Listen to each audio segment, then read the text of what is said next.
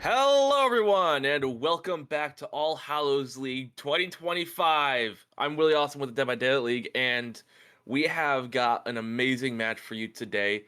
Invictus versus Praxis in the winners finals.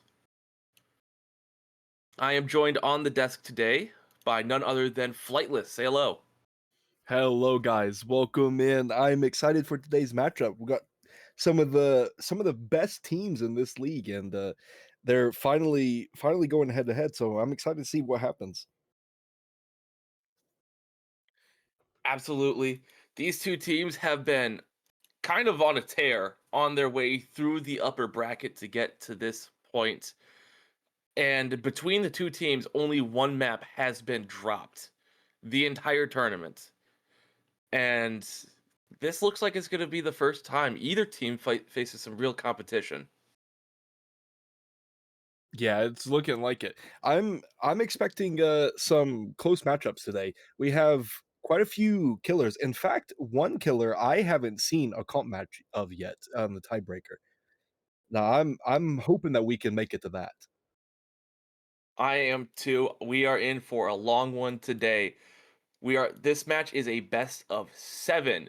And speaking of the killers, let's take a look at set number 1, the Oni on Larry's Memorial Institute. This is the All Hallows League balancing, which requires the use of either Unforeseen, Trail of Torment, or uh,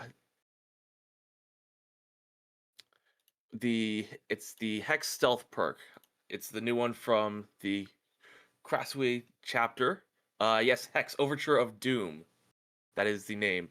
All of these perks have something to do with uh, stealth tied to a generator, and we saw it last week. It makes for some very interesting plays. What are your thoughts on this, Flightless? Yeah, it changes up the playstyle a lot. Obviously, being on an indoor map, the undetectable comes in handy because you don't have a ton of LOS on the killer. So being undetectable helps confuse the survivors and make them make misplays and make them make mistakes, which can snowball into results that you normally don't see on these kinds of killers. Like Oni, for example, a lot of times his snowball comes from using his power and getting multiple downs in a row, or getting super quick downs inside your 3 gen constantly like that. But with this on Larry's, his power is a bit more runnable, but his M1 is a bit more scary. You could be doing a gen and all of a sudden he just comes out from behind you. Absolutely, and that's why we have him on an indoor map. We're turning this demon into a stealth killer, and it's going to be really interesting to see, especially how the survivors are going to play around it. Because typically when we play stealth killers on indoor maps, we see a lot of body blocks coming in, but that, in this case, against the Oni, will just be feeding into his power and leading in more into that snowball. Oni typically feast or famine killer. Add the stealth perks. I think we're going to see a little bit of a blood feast. Yeah, most definitely. However, I have played Oni quite a lot on Larry's, unfortunately, and using his power is a lot more difficult than on a map where he's normally seen like Cold Tower. And it's you know, sometimes you can get your whole power run, and that is never a good thing.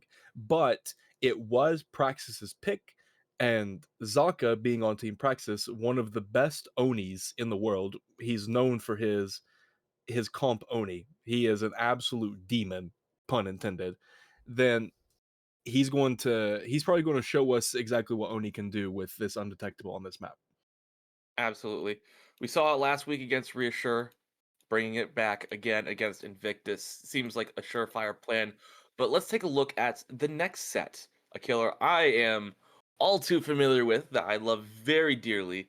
It is going to be the All Hallows League Doctor on the game. Yeah, Doc already is a pretty slow killer. Like his chase is very strong. Don't count him out on that, because he can stop you from dropping the pallets completely. If a good Doc is chasing you, you will probably get hit. But it will be on Gideon, the meat plant. So that makes it a lot more tough. His shock is going to come in handy finding survivors, and the gens are quite close. But this chase is going to be interesting. I, I'm I'm curious to see like how many god pellets we're going to see pre-dropped before they even get to that Absolutely. area. And something to note with the All Hallows League balance, Iridescent King is required, which it definitely throws a wrench in the plans because we usually see uh discipline being brought for the delay in the shock therapy being reduced and for the red stain mind game. Now, you can still get the red stain to appear on the survivors with Iridescent King, but you lose that detonation delay. So do you bring discipline on top of Iridescent King, or do you opt for perhaps a range add-on that we also typically see? So you're losing your add-on slot to Iridescent King, and you're having to choose between one of the other two more standard add-ons. And I think it's going to be interesting to see what add-ons our killer players bring. Yeah, we're probably going to see discipline, I'd say, over range, because range is good, but Doc did recently get his TLC, so his range is not nearly as bad as it was.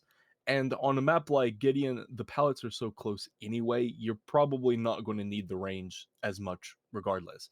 The discipline, however, is going to come in really handy, getting those last second shocks and making sure that they can't drop those god pallets and wasting 10 years of your life Spacebar Simulator. Yeah, I absolutely. Um, I as an avid Doctor main, I've been hit with that one far too many times. But after we get out of these initial All Hallows League balance sets, the Oni and the Doctor, we move on to something a little more typical. We get the Ghoul on Suffocation Pit. And this is another case of we're getting a high mobility color on the Suffocation Pit. It's going to be all about controlling that choke point and limiting survivors' movement with your movement. Yeah, this is a ghoul is always a fun set because he's an S tier killer, but he's not the level of Blight and Nurse, so it makes him a bit more runnable at times. He's not 100% guaranteed like a 4K if the ghoul plays extremely well. If the serves play super well, he can be outs. And interesting enough, this is actually Praxis's pick, which is interesting because Nightlight is known for his ghoul. Like he is very, very well known for his ghoul. And well, he is in fact on Team Invictus. So I think Praxis are pretty confident on both their serve and their killer set for this set. Absolutely. And we are starting to load in, so we're gonna get through the rest of these fairly quickly. Our set four, halfway through the match, we're gonna see Vecna, the Lich, on Dead Dog Saloon as Invictus's killer pick. And I'm gonna rattle these off because we're getting the cue that we're short on time. We got to get into this. So set five, that is going to be the All Hallows League Legion pick. On RPD East, that is Praxis's pick, and this killer is forced to bring Ruin, which the survivors cannot cleanse, and Etched Ruler, which makes survivors oblivious when hit with the Feral Frenzy. And then I know we're looking forward to the Krasu in set seven on the Bloodlodge, but it has been far too long since I've seen a good nurse set, which we have in set number 6. Anything else you want to add, Flightless, before we pass it over to our casters of the day? I hope that these are going to be some close matches so that we can see this Crossfire set and that the viewers get to have a long time watching this. All right, and with that, we are loading into the match. We have our casters, MetalBro and OutcastAndrew. Take it away. Thank you so much to our wonderful, wonderful analyst desk. Welcome on in, everybody. I am OutcastAndrew. I'm joined today by my co-caster, Rob, or also known as MetalBro, and we are getting right into it. We have Zaka, 14 Praxis, here on the Leary's Hospital. We are he's manning the Oni, and as they were mentioning, the AHL balancing, this Oni is running unforeseen, which means we're gonna have a little bit of stealthy Oni. While we're getting into our first chase here, Rob, how are you doing? You know I'm eating well today. We got some Oni gameplay. Good morning, Andrew. I'm awake now after seeing that hit and miss on the library window there. That was crazy. But good morning to you too as well, my friend. It's good to see you. Good to be casting again. And we have an AHL Oni set on Larry's. This has got to be a dream come true for you, right? You love Oni sets, especially the AHL ones. I love me some Oni, and we're gonna see an early first hit here on Spitz. I don't want to rehash a lot of what was said on the analyst desk, but I've been looking forward to this all week. We've had a lot of one-sided matches kind of leading up to this, the winners bracket final here. Both of these teams are phenomenal. We saw Invictus lose one set last week to Ariandel, and Praxis is undefeated. It has not lost a map, so I'm really excited to see these two great teams get together. Spitz with the stun there on Zaka, but Zaka is starting to build up that power. We've got a couple more orbs to go here, Rob, and then we'll see if we can maybe maneuver these hallways. It's going to be a little bit rough, but the stealth is going to come into play, hopefully. Yeah, and Spitz got smash hit off of that stun, by the way, too. So he made a lot of distance. But yeah, I mean, I'm rocking with this build, honestly, Andrew. I love the unforeseen pick. We get some good undetectable. Jesus. Luckily, Rocket had sprint burst ready to go, but that was kind of terrifying. I'm not gonna lie. Luckily, teams like Praxis and Invictus, they have really good comms on indoor sets. It's a must-have for sets like these, because you do not want to. Oh. I like that. Item teching.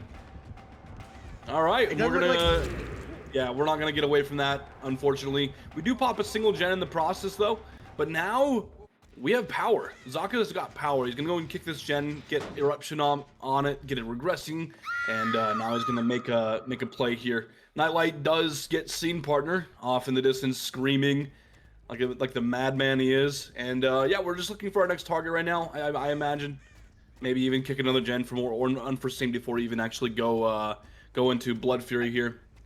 It was really unfortunate. Zaka was one orb away when chasing Spitz there when that smash hit came in, and left the chase rather than getting the last orb for power. Got the hit on Rocket, but it almost made it like we had to get another first chase here again. We are going to pop our power here on Nightlight on this God pallet in the hallway.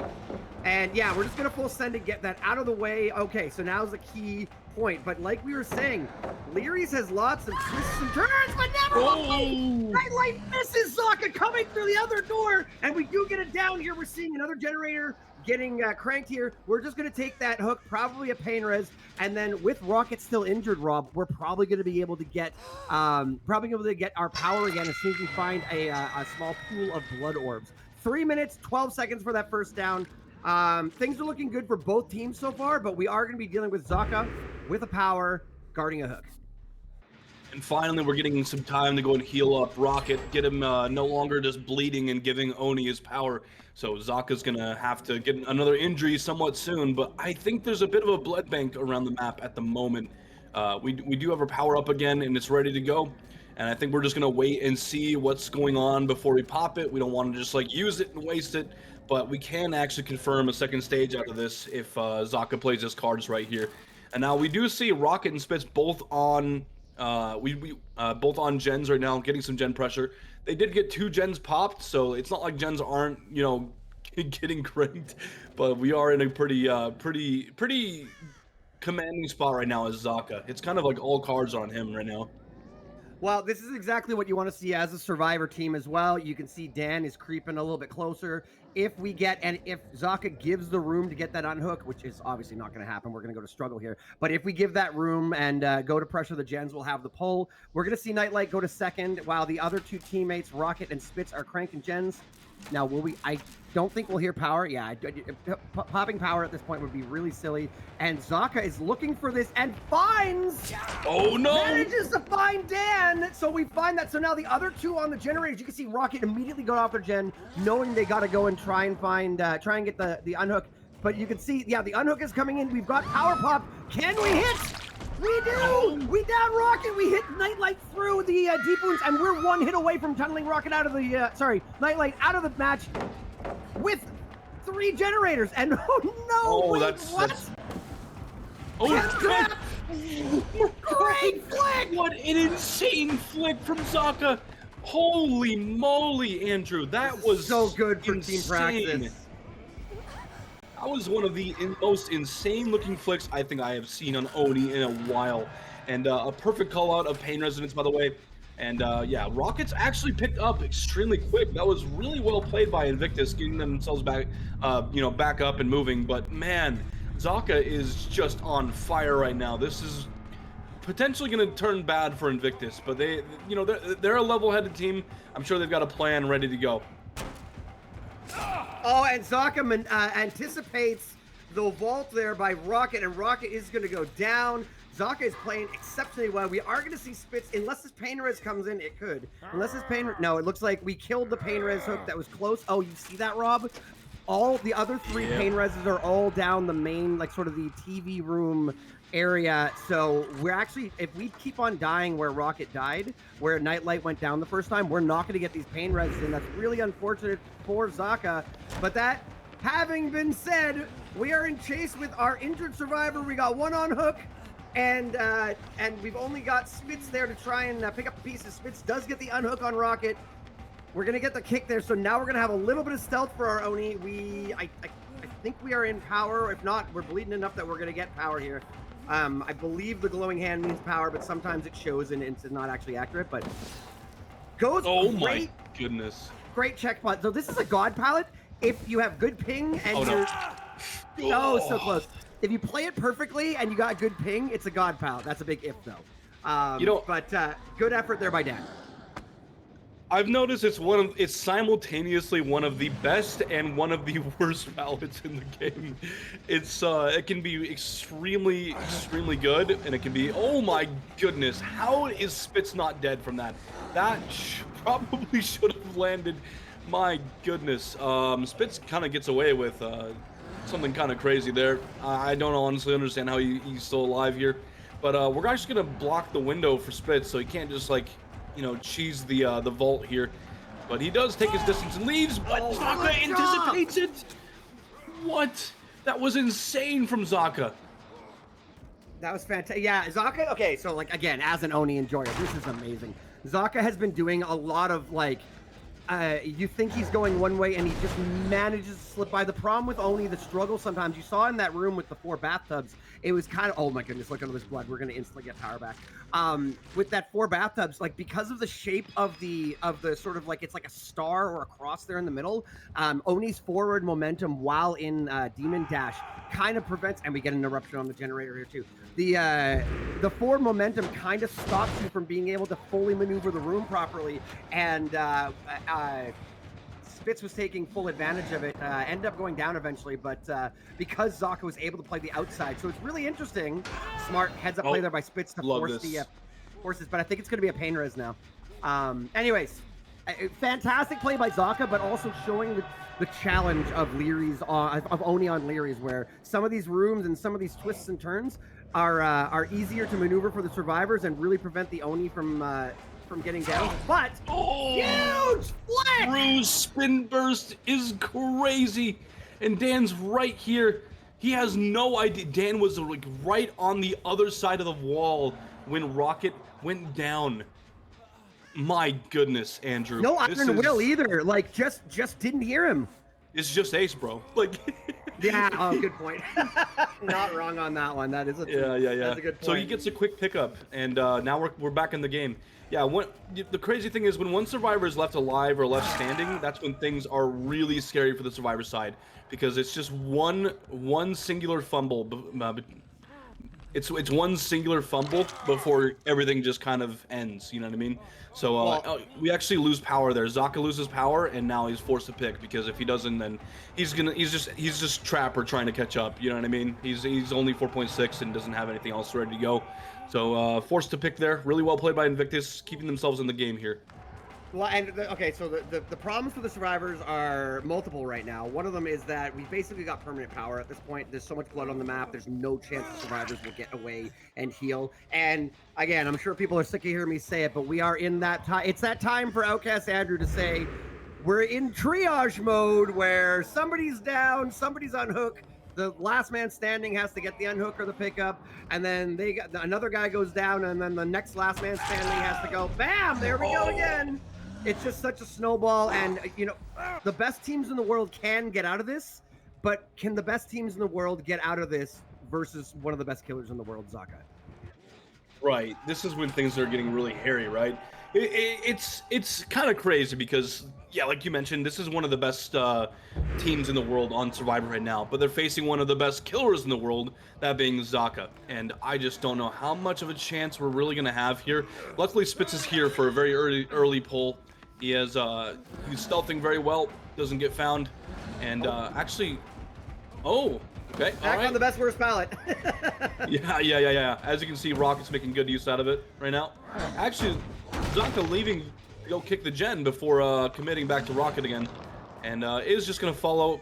Oh no, we're going to choose a lead. We're unforeseen right now, so we got a little bit of stealth. I'm sure the call out came, but you may not be able to see. The thing about unforeseen, not only is the terror radius on that generator, you're also dealing with the fact that you do not get the warning of the red stain. So even if you hear Oni blazing down the hallway near you, you're not always sure where he's coming from till you have eyes on him. And the red light is not there to give you that extra great flick through the window there. The survivor, sorry, I was going to say the survivor, Spitz is managing to pressure that generator. We had a little bit of speed up there. It's the resilience, so a little bit faster on the gen repair. Spitz is pressuring the generator. Oh, and here comes Rocket, where we might, this was looking like 4K1 territory, but Dan is dead, but the survivors look like they're going to get the generator done. This is actually huge for Team Invictus. They could potentially even get outs as well, and Rocket had adrenaline on top of that.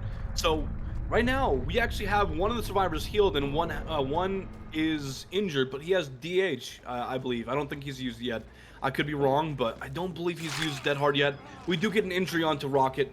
He's gonna make some distance here, but Spitz, if I'm not mistaken, has probably made his way over to a door. We do get power up, so now we're gonna be extremely scary now. No more stealth. That's the only bonus right now for the survivors. No more stealth. But you know, the flip side of that is that it's Oni, and there's still kind of a stealth. So there's still a bit of stealth in it, because if you think about it, right, you're just gonna hear like the far edge of the terror radius, and all of a sudden it's just gonna jump to like the 8-meter terror radius. Like it's gonna be he's on you right away. Yeah. So this is really interesting. So where they popped the generator was just about as far away from both doors as you could possibly be, and Zaka is ping-ponging back and forth between the doors, trying to stop them from getting either of them open. And great comms by the survivors, but I think that is enough to get the 4K0. We're almost out of power, so we're gonna have to rush back. But wait, resilience? We're out of power. And the power cooldown. Spitz is out, I think. I think Spitz gets out 100%. That's gonna be 2 hooks out the door. That's gonna be a 10 hook game. Still, great play there by Zaka, trying to defend both doors. Really unfortunate spawns for the survivors on either side there, but that was fantastic. Rob, I'm gonna let you, while we watch this beautiful Oni, I'm gonna let you kick it over to the analyst test guys. Absolutely. What an insane match from both sides, right? We had some insane recoveries from the survivor side of Invictus, but my god, Zaka's flicks were out of this world. But I'll go ahead and let the analyst desk talk about that, ladies and gentlemen. We'll go and send it back over to the analysts.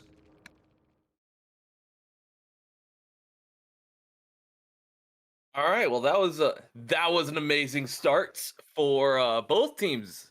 All in all, Zaka coming out swinging with that cannon bow, Invictus fighting right back the entire time, still managing to get 2 hooks out the door in what seemed like an impossible situation. Yeah, that start that Praxis had was really good. Getting that early hit on Spitz and getting some of that blood, not quite getting power, but getting pretty close, and then getting that second tag on Rocket, giving him 1, 2 injures, 2 enough blood for power, really snowballed him. And then Nightlight died inside Zaka's predetermined 3-gen. I had a feeling that he was going to camp that 3-gen from the very start of the match, and he did. He played really smart by not using his power instantly once Nightlight went second. Normally what you see Onis do is you camp someone when you have power held, And then as soon as they hit second, you use your power, and then you go try to get people on gens across the map. But Zaka knew that they would think that he would do that. So therefore, he knew that someone would be around for the save, aka Dan. Dan, in that case, was for the save. Zaka found him, takes the extra M1. That means someone else has to rotate, and then he has really no reason to leave. Now he's pressuring essentially 3 survivors all at once. And then from that point on, Unforeseen just really, really screwed over Team Invictus. They were like, some of their comms, I'm sure they were saying we have no eyes, and all of a sudden he would just come around the corner and person would go down or just get hit. Absolutely. And you talk about how Zaka knows that Invictus knows that Zaka knows this. And that's what happens when you have all of these players who were previously on a team together, playing together at this level for so long. And you know that they are in each other's heads. We're on the outside trying to look in. They're on the inside looking in. But even despite Zaka's start and the immense pressure he had the entire game, Invictus did what Invictus does, and they still were managing to get gen pressure the entire time. A lesser team would have fallen apart as soon as Nightlight died. You know, that could have been a 4K3 against a lesser team, but this is Invictus we're talking about. They managed to get the gens done as soon. Unforeseen threw off their comms, yes, and that led to some downs. But their comms are still very good. So as soon as Zaka had gone elsewhere on the Oni, they were working on gens every second they possibly could. And that is how they ended up getting 2 stages out the door at the very end. Yeah, that was a tough match for both sides. You can tell that Zaka was locked in. He hit some crazy flicks that game, and Oh the my survivors, god, the flicks. yeah, and the survivors were playing out of their mind. Even though on that side of the map with the 3-gen, there were very few pallets. Nightlight had to get rid of a lot of them at the start, and after that, there was just nothing left. Yeah, leave it to Invictus to still find a way to make some plays. You know, Dan hiding right next to the down as it's happening with, you know, just ace things. And we've got one hell of a start to this match, and I'm hoping that this sets the pace for the entire match to come. We are loading back in. Casters, back to you. Thank you very much, Analysts. We are loading into the second match of the Oni set. We have Pedro on the Oni, and look at that build, Andrew. We've actually taken off Pain Resonance and put on Ultimate Weapon instead, and I kind of love this pick. It's really interesting, and it's going to catch out a lot of people. Honestly, we've seen it used to kind of find the rotation for the unhook a lot easier, and this might actually really be a big point of contention here in this match. Now, the tie condition that was set from last match by both teams here is 10 stages for fresh. That means that either Praxis needs to get they need to get 3 stages out of the door, or Invictus needs to get 11 stages for fresh. Pretty much almost a 4K. So we're getting pretty close here to a very, very interesting win condition. We've already found out a few different survivors here with Ultimate Weapon. What a loop here. So that's really interesting. These corner pallets on Leary's they're very RNG dependent. If you look here, sometimes there's a door and a window. Sometimes there's 2 doors, which makes it an extremely weak pallet. That was a door and a block door. That made that essentially a god pallet. And as you can see here, Ward is taking full advantage of that. Fun fact I want to point out there really quickly to our viewers. Last match, Zaka got 10 hooks. Both Zaka and Pedro, the main killers for both of these teams, have an average in the AHL tournament this year, have an average of exactly 10 hooks per game. So if you had to make a prediction last game, what Zaka was going to get, 10 hooks would have been a good guess, and the same could be said for Pedro today. Obviously, a lot can happen in the game. We are going to put Unforeseen down. on that generator. I do wonder, did Pedro, I mean, the build just set beforehand, but was Pedro worried about something happening like what happened to Zaka last match, where all the pain reses were down one side of the map? I wonder if that was the case. Also, yeah, another interesting note about last game. Spitz made it out the door, and Spitz has going into that game last match. Spitz had an 80% escape rate as well. So everybody who should escaped, and everyone should got hooked. So we're still looking for our first hit here, though. Ward is doing a fantastic job, Rob. And was that a 99 sprint burst? Oh my goodness! Yes, it was. Yes, it was. And I think we're actually going to be able to make it to this. No, we don't make it to the God Palette. Almost though. We were very, very close. That was not a super duper early first hit, but it was a pretty early first hit. Now I'm going to give you guys a bit of a fun fact here from the background from Valoria, our stats analyst here. Zaka is rocking nearly 90% escape rate with under one stage on average per game. Best performing survivor so far this tournament. That is crazy. Really awesome information. And just quick shout out to Toby, Valoria Toby, for giving us some awesome stats to work with all the time. Very much appreciate it. Please keep them coming. But yeah, that was not a super duper early first hit, and we're managing a heal here after one gen's popped. Yeah, so far this feels like an extremely good start for Praxis right now. They're in a pretty good spot. We do have power up, it looks like. And ultimate weapon. Ultimate weapon with power. That's scary, Rob. Yeah, yes, it is. So one gen pops. It feels like the generator, I don't have the times directly on me for the last match, but the generator seemed a little bit slower than last match. It seemed like the survivors being really safe not to give up that first hit. However, we come around, speed around that corner. That was a great sort of tip of the bat flick there. We're going to see V1 go down, and that's enough.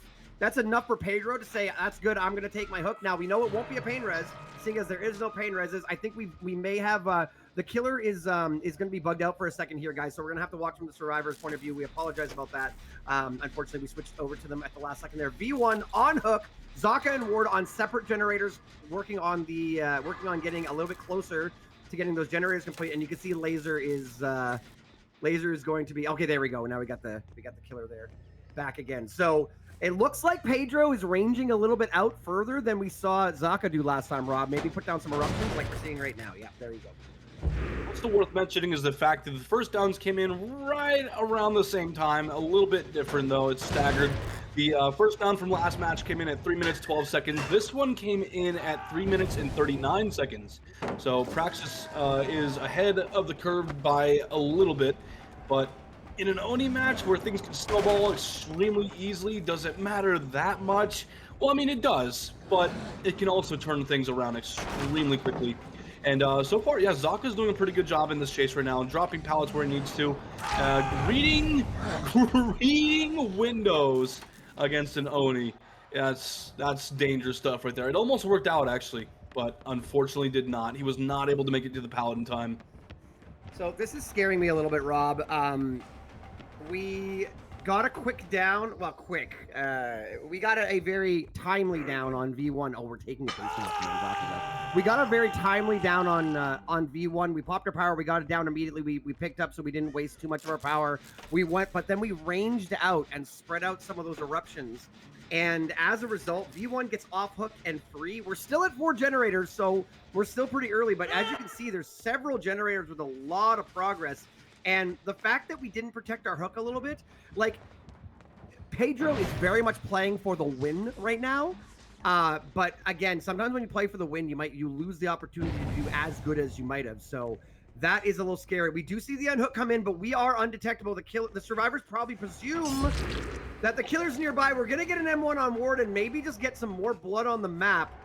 This isn't a bad strategy. It's just a very concerning strategy because things could go bad. If any chase takes a while here, Rob, things could go very south for Pedro. He's kind of on the edge of a knife right now because we're going to see a bunch of gens pop right now, and we need to get someone out of this game. Absolutely. Yeah, Pedro wants to get Zaka out, it looks like. And Zaka's not making that extremely easy. And our gens are actually popping left and right here now. We're getting some really good gen progress now that things have kind of slowed down a little bit on the survivor end, and we actually do find a Ward here. But yeah, playing this pallet here, doing a little bit of clicking. That's kind of crazy, Ward. But But we're gonna, oh, nice pathing, but we do still go down. Really good flick, like you said, from Pedro there. And yeah, like we have some good gen progress on the board right now. V1 should be popping this gen here pretty soon, I would imagine. So this is our third fresh hook, though. Like, again, like Pedro is playing. His chase is fantastic. He's tracking. Like, if that flick wasn't so great, so much as the tracking was, because we broke line of sight and we could have gone straight. We could have gone. You have to react the moment you come around that corner. If the person's doubled back like they did, like Ward did there, we've got to react quickly with the quick flick. So it wasn't so much the flick that was like really impressive as the reaction time was really good. So that's really good to see. The chases, the tracking, the awareness is really good. But again, 3 fresh hooks, 2 gens left with lots of progress on the board. Like, we got to get a 4K basically to win this, and we at least got to get 10 hooks to tie it, and at least give our team a chance to win. Yeah, exactly. We got a lot of blood on the map. We got a lot of stuff going here, Rob, but I'm getting nervous. I'm getting nervous for Pedro. Yeah, I 100% hear that. What was that laser? Oh my goodness! No powers to work with. It's fine. Just make Oni bump on the wall. It's all good. Fresh hook 4. Fresh hook number 4. Yeah. Guys, tunneling is toxic, and we don't allow it. All right. Yeah, I agree with you, honestly, though. We should be playing for the win here because you basically need a 4K. You need 11 stages for fresh. That's literally 1 away from a 4K. And I think that the best way to just, like, play this is play as if you're going to get a 4K, right? You want to get your tunnel out as early as possible, and you want to, start generating pressure in the 3v1. But we're at 2 gens left. Our survivor team is a bunch of non-slouches, so they're going to be getting on gens. They're going to be taking very good chases. They're going to be doing everything they can to ensure that they can get 3 stages out the door. And yeah, I just find this a little bit strange from Pedro not to be playing for the 4K here. I think that what he was going for, and having a shower. Having a shower here. Near's having a shower. Did we get away with that? We got okay. Well, we didn't get away with it, but I mean that's getting away with it enough. We have 1 on hook. We've got unhooked now. We've got 1 on hook. We're getting our 2nd hook on Ward here. Like, I get what we're going for here with Pedro. We're going for, we have awareness with the ultimate weapon. We have eruption down on multiple generators. We're trying to keep injuries down on multiple survivors at a time, so we have permanent power. We can get very, very fast downs. But now we're at 1 gen left, and again with the chem trap, we're at 1 gen left, and we don't have anyone out of the game yet. Ward is right there. Sorry, sorry, Laser was there. Ward's off hook now, so maybe we can get Ward out of the game. But again, this is. I'm a believer. I'm a believer. Pedro's cooking. I'm gonna be a believer. Yeah, and honestly, and like there's no reason to doubt that Pedro is going to do bad here, right? Because Pedro is like one of the best killer players in the world. He's been top #1 on ladder for quite some time. He still is, if I'm not mistaken. So like, there's no doubt in my mind that Pedro's going to do exceptionally well here. But at the same time, oh my goodness.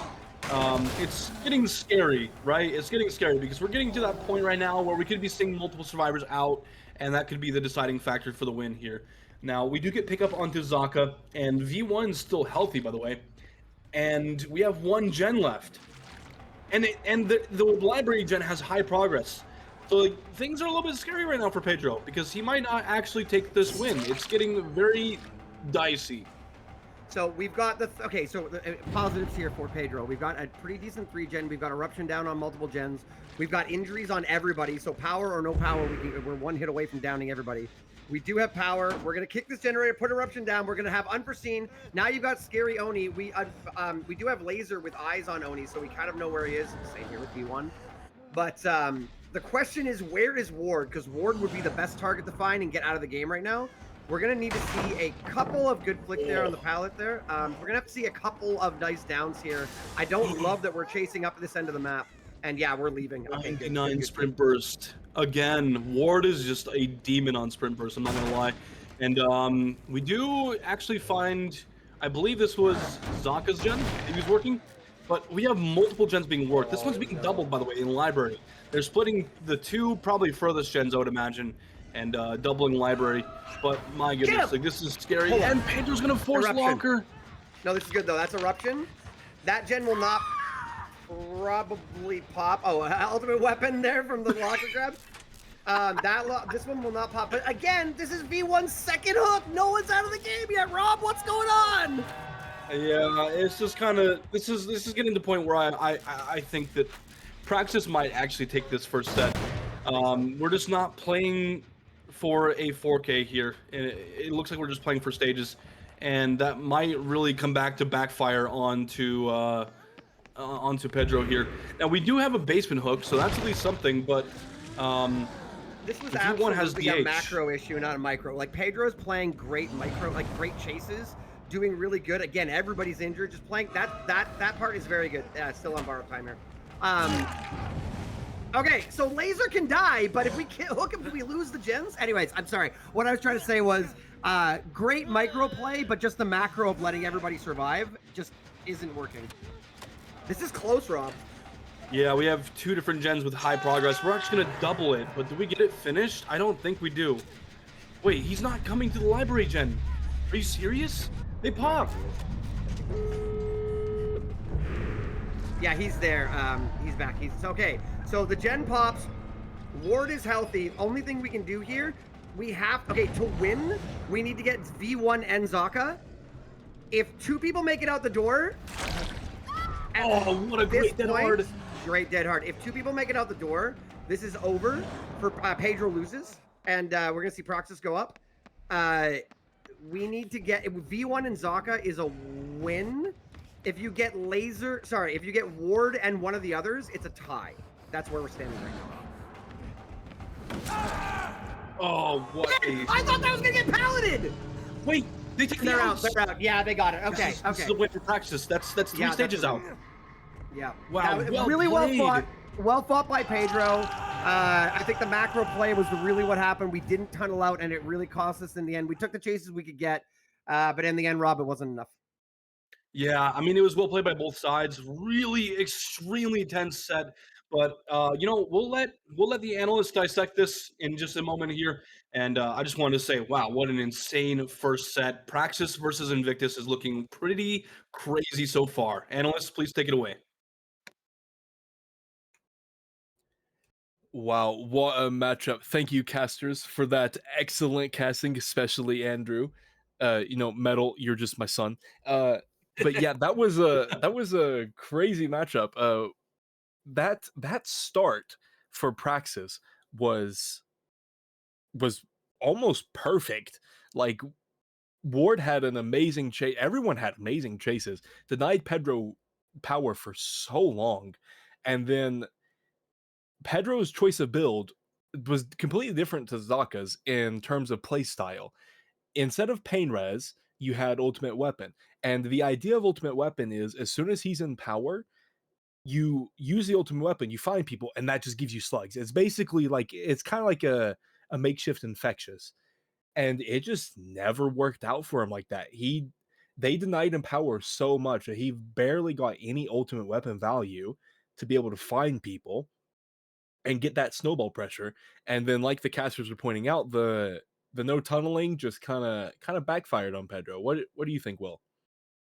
Yeah, for those more casual viewers who are maybe new to DBDLeague or competitive Dead by Daylight in general, let that set be a lesson in why you always see tunneling. Pedro, again, the caster said it very nicely. It was not a macro issue. He played his chases pretty well, practiced it as well, but it was a macro issue. You spread your hooks out, no one died, and they were able to just get so much more done. And that's why you always see one survivor tunneled out, because it is so much easier to win the 3v1. But with a very short downtime, we are loading into the Doctor set. Casters, take it away.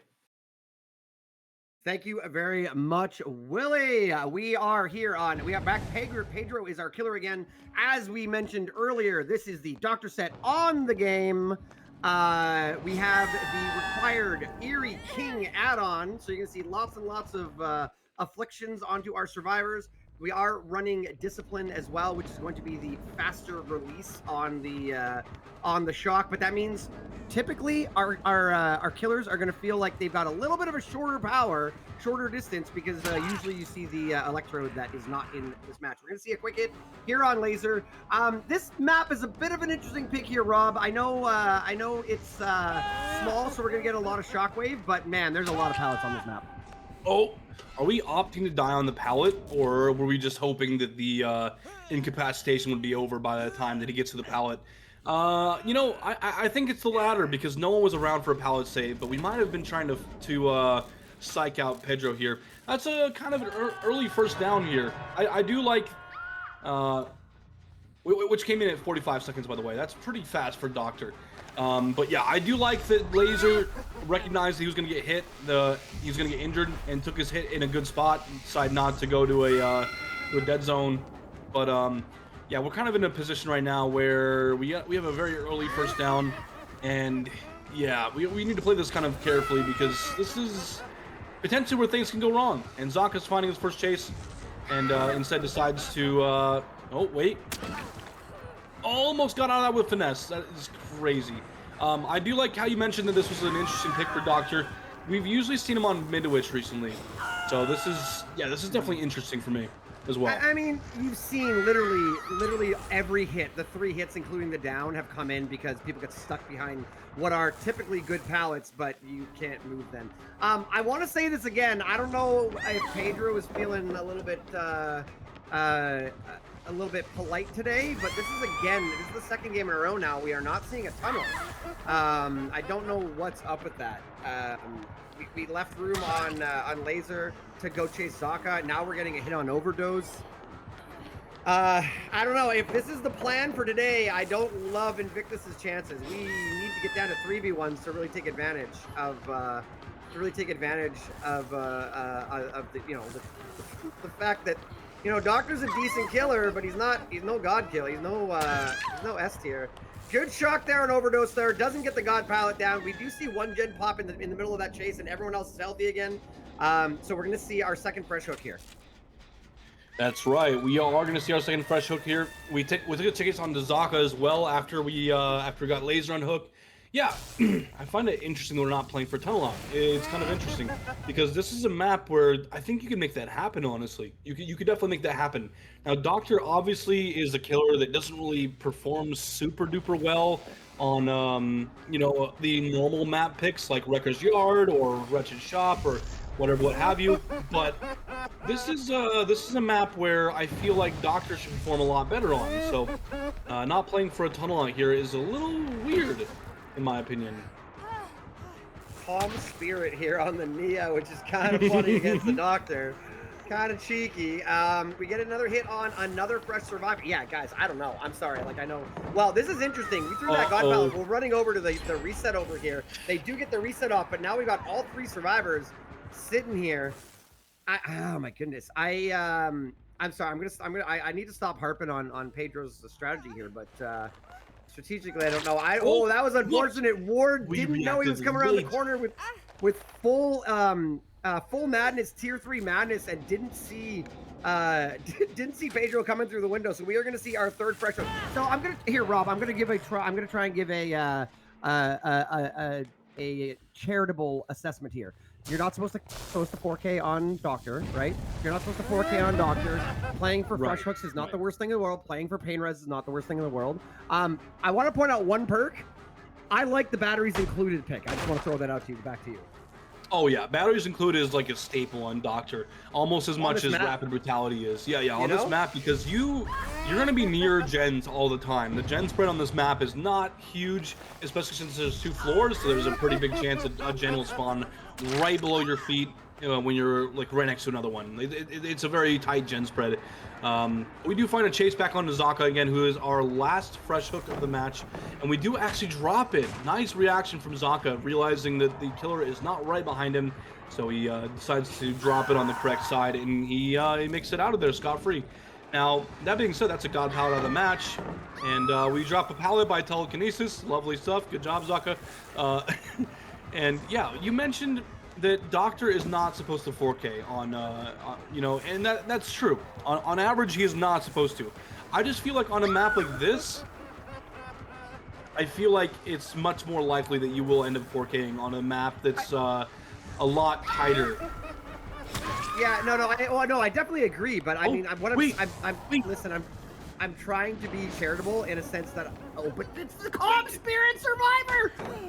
Calm Spirit value, baby! Let's go! I was like, no, Ward's gonna get found, but he has freaking Calm Spirit. The shot goes off, and obviously, I guess Pedro didn't notice the only indication you get when a Calm Spirit Survivor gets shocked is that you'll see on their HUD that they go up a stage in Madness, but I guess wasn't paying attention to the fact. And wow, what a turn for the survivors here. We head off laser here. I mean, maybe this is a blessing in disguise, because now maybe we'll tunnel somebody out. I don't know.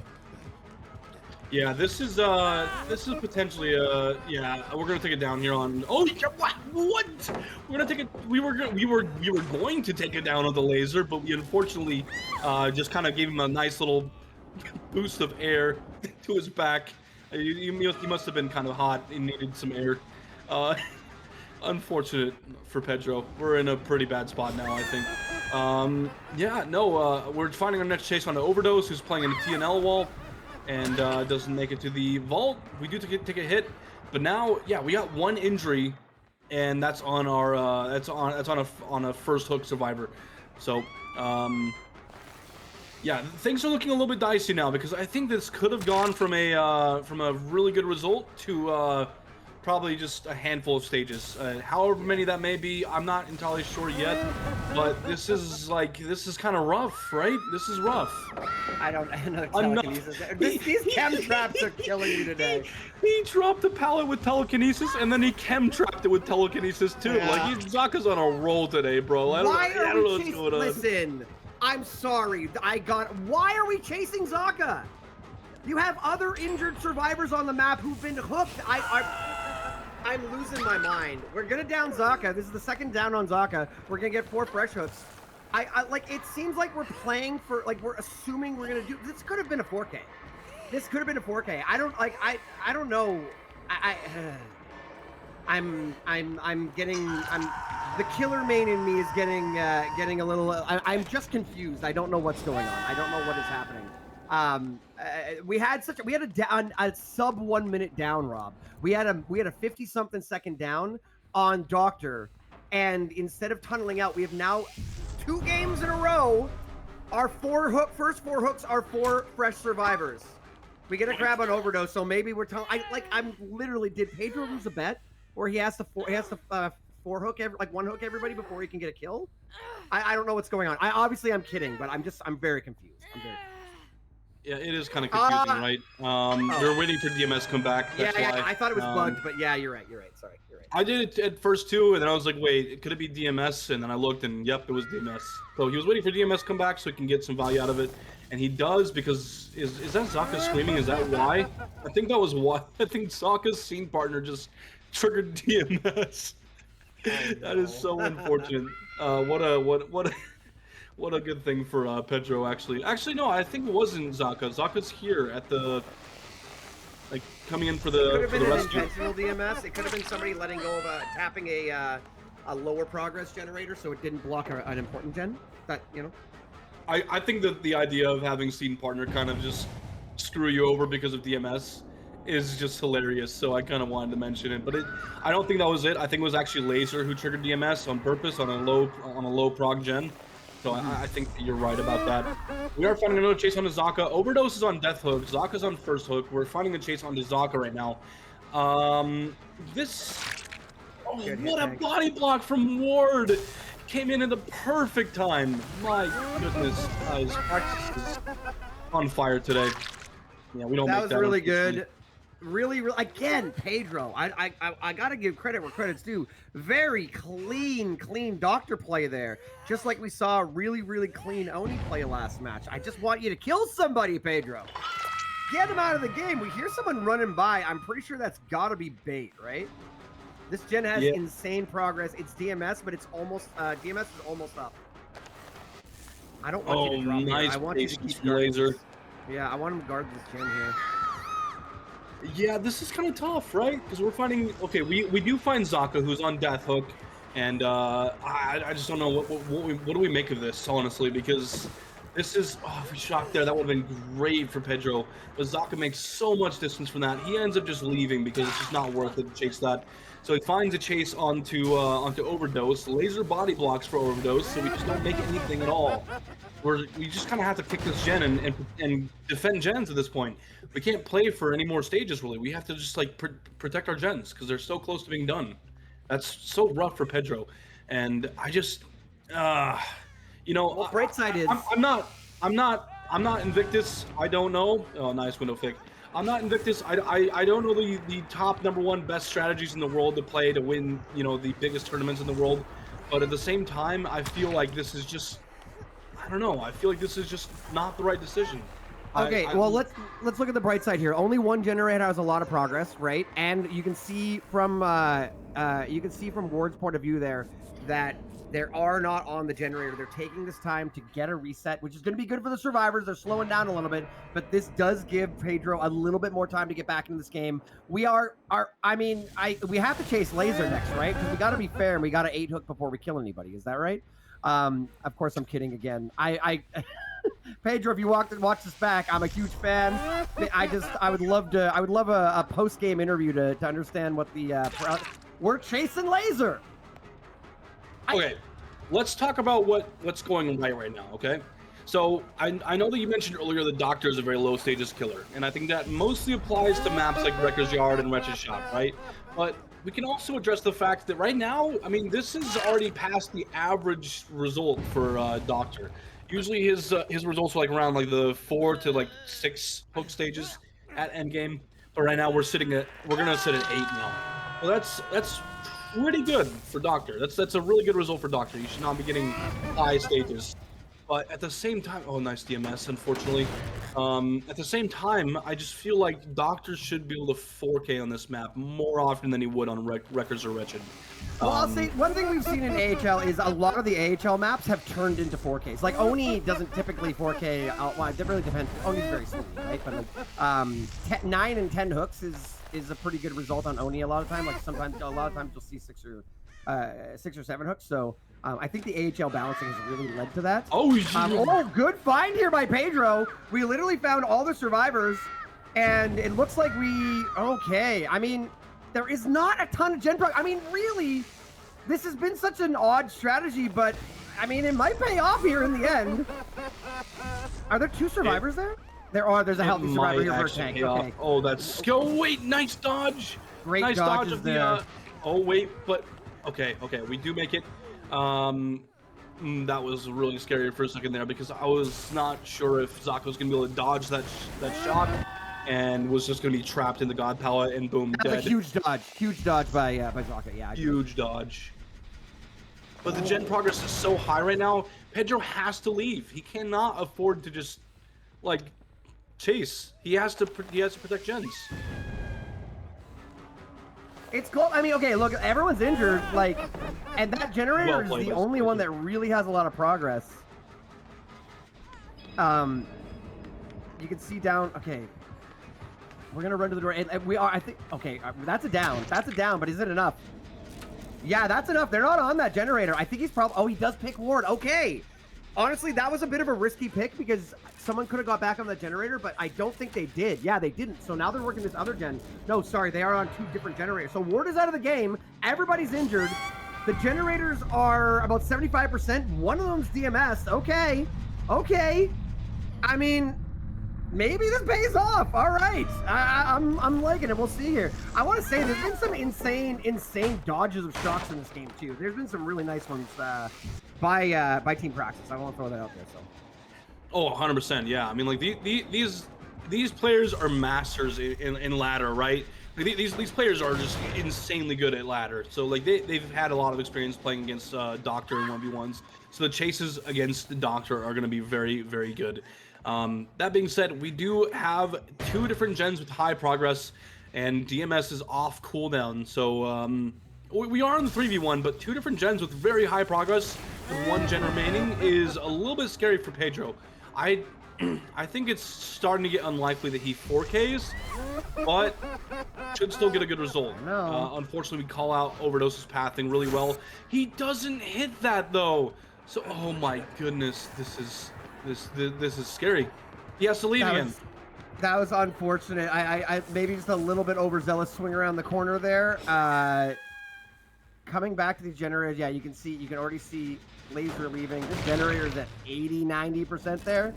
The middle gen's only just above 50, so we got a little bit of time on that one.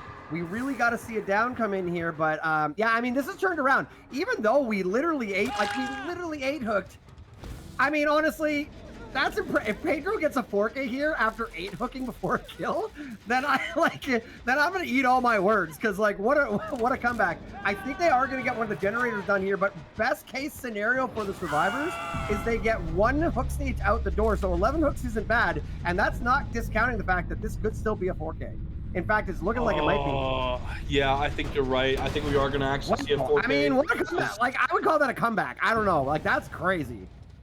Yeah, I think it's going to be either 4K1 or 4K0. I think that we're seeing that it's kind of just going to come to a head here pretty soon. Nice vault by Overdose, but unfortunately that just doesn't lead anywhere. Yeah, I don't think we popped this last gen. I think yeah, and Zaka's right here! You know what? Listen, he was playing for a flashlight save. Listen, I was not sure about the strategy, but you know what? It pays off, so what do I know? This is why Pedro's one of the best killers in the world. That's going to be a 4K1, Rob. That's amazing. I got to say, you know what? I wasn't a believer, but now I believe. Well done, 4K1. Yeah, really well played by Pedro, and also some very good survivor side here from Praxis as well. But Pedro, his strategy ultimately pays off here, so really well played. But you know what? We're gonna let the dissection of what happened in this match go over to the analyst desk here, and I'm gonna pass it over. So take it away, Will and Flightless.